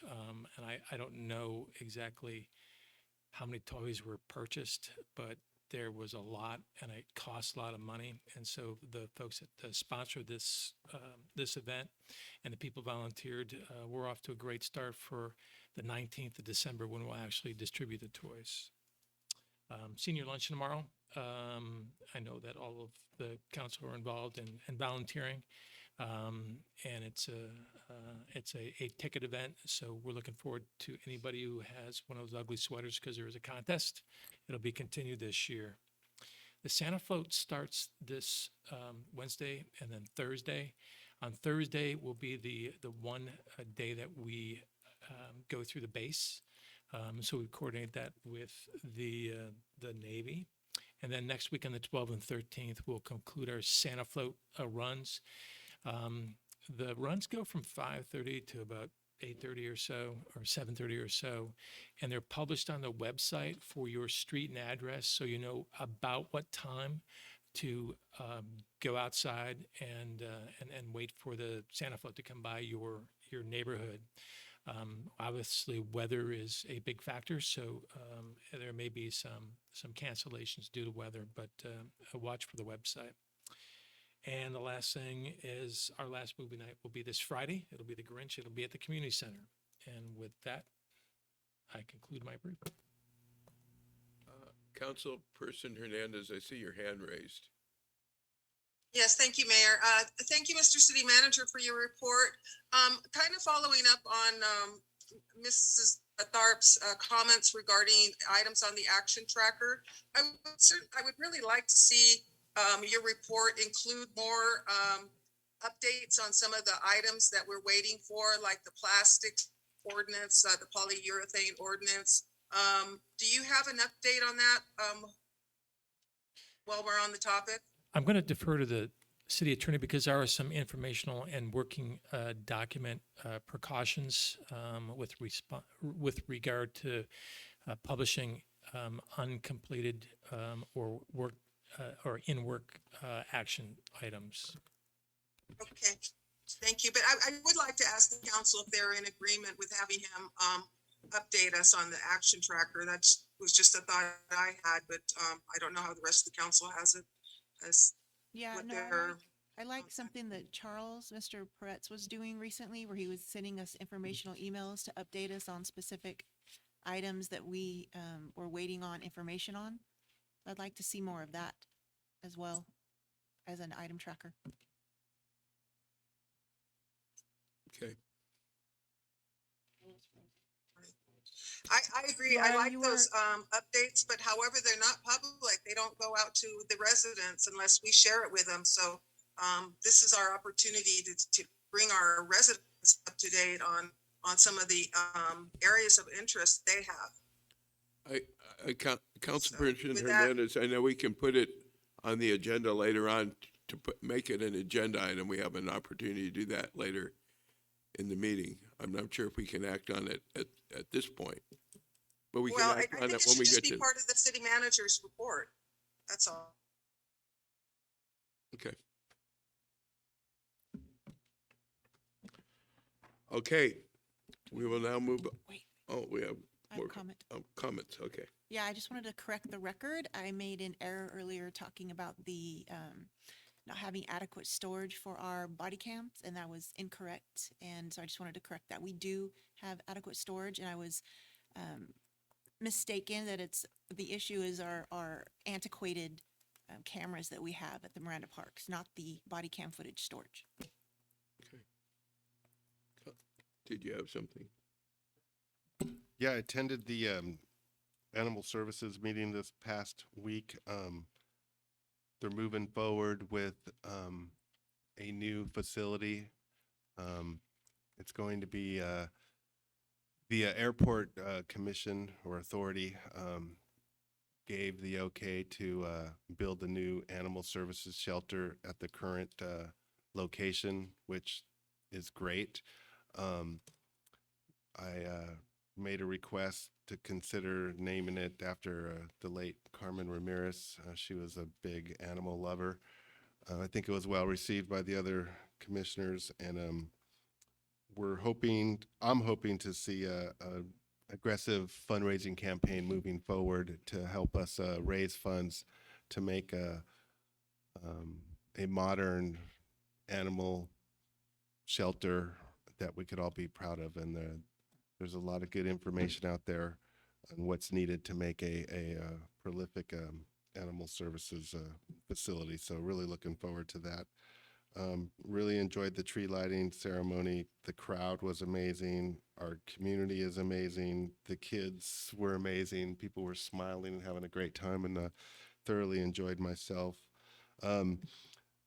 I just want to give a shout out to Jacob Marquez, staying in contact with us, following up on the reads. I think we're all pretty impressed with the progress of that project, and the positive benefits of it are clearly visible, especially with this recent rain that we just got. And so I just want to thank staff for doing a great job on that.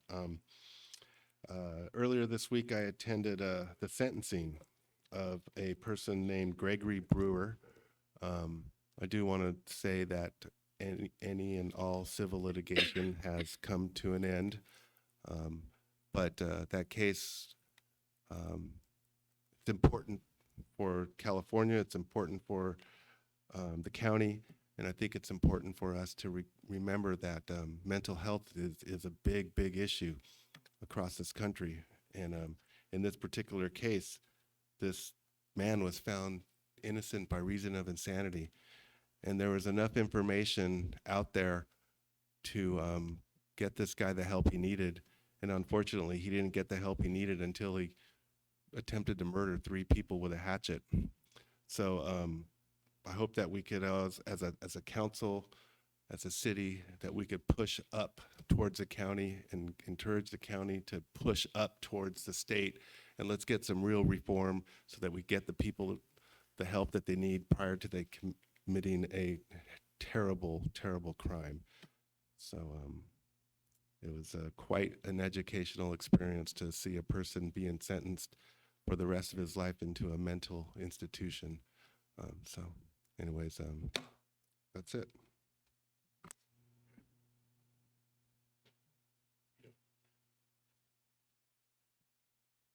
Yes, I want to mention a couple things. So last city council meeting, we voted, I mean, we didn't approve the substitutes for 3 substitutes for me to go. And I wanted to reaffirm our interest that we still want to establish a sister city partnership with the city of Puerto Vallarta. So drafted a letter and sent them, letting them know that this, by my absence, because they were expecting me, it doesn't mean that we're not interested. And unfortunately, if it would have been passed tomorrow, I would have been in Puerto Vallarta, and I think we would have been a really huge step, like getting closer to having a sister city committee. I want to remind you guys that other cities have multiple sister city committees. I'm learning more about them. I did drive out to Santa Barbara to meet with Gil Garcia, the president down there, and he said that he's more than happy to come and explain a little bit more on what it means to have a sister city committee. It's an involvement with our community and a community, another city's community, where both cities can benefit. So hopefully, I know we said that at the last city meeting that we would have a presentation. So hopefully we can have Gil Garcia come. He's got a couple PowerPoint presentations that were really good. I also want to mention that I went to the 13th annual community Thanksgiving meal, and I served some meals to the homeless. I thought that was a really, really good event. Felt really good. And I want to mention that Reach is looking for more funding. So that's another thing. But yeah, I think those are my comments. So I'm still doing what I can to get to the goal of having a sister city committee. I think it would be something great for our city. Yeah. It'd be amazing. I mean, Santa Barbara they're celebrating tomorrow 50 years. That would have been good to have had one of us over there just check. Who? Puerto Vallarta. So they have one. So another suggestion was maybe joining Santa Barbara and then like joining their sister city with Santa Barbara and Puerto Vallarta. So maybe we might even have 2 sister cities, hopefully by the end of next year. And I just want to also mention on the letter, I also mentioned, hopefully since since subs weren't approved, I do get a week off in February, and maybe if they're available, maybe I can go in February of next year. Hopefully we can have that presentation before then. So Is there an event in February? like a week off during like mid-February. Call it ski week. No, I mean, is there an event for the sister cities? No, there isn't, and that's why I feel so bad that we had a really good opportunity and we failed to capitalize on it. I had one of the trustees explain to me a little bit more what ed code is, and I think maybe our council didn't really know what ed codes are, but they're basically laws. Yeah, so, but I think it was just a misunderstanding that we're paying another agency and not really doing the right thing. So that's pretty much it. So I went to the Ventura County Transportation Commission, and they went through the annual budget and they got approved a federal grant, so that they can further electrify the port. In other words, as boats come in, instead of having them run on idle and having all the fumes from the idle, they can actually plug in. And so to do that more effectively, it's going to take, I forget the exact amount, but it's like between something like $10 million, which they've gotten a federal grant to be able to do that. So That's really good.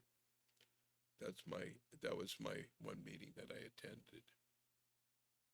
Okay. Request for future agenda items. I'd like to remind the councilman that all requested items require a motion, a second, and a majority vote to be put on the future agenda. So at that point in time, do we have any items? I would like us to revisit the peer hours. I know we had talked about this is this is now my third time bringing it up. Because on the tracker, just because I know that some people want to be fishing at certain times in the morning when it's good for people to fish. So unless I'm mistaken, have we changed the hours of the pier? No, we're preparing a draft ordinance which would, I think you were in coordination with the chief to open at 05:30 after communicating with the fishermen. So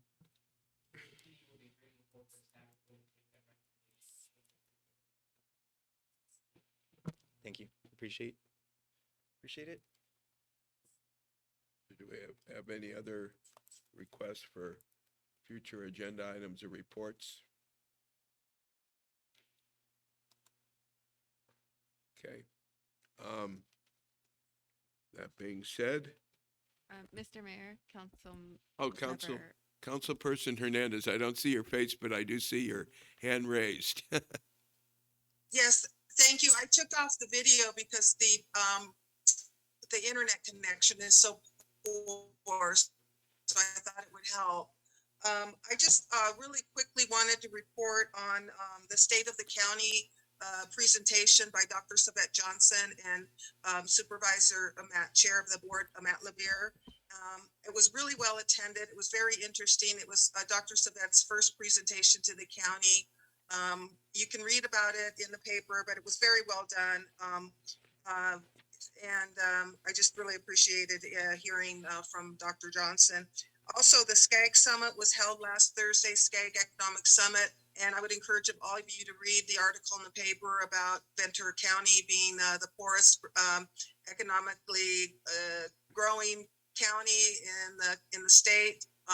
Unfortunately, because of our housing situation and our open land use laws under SOAR, we have some difficulty in improving our economy here in Ventura County.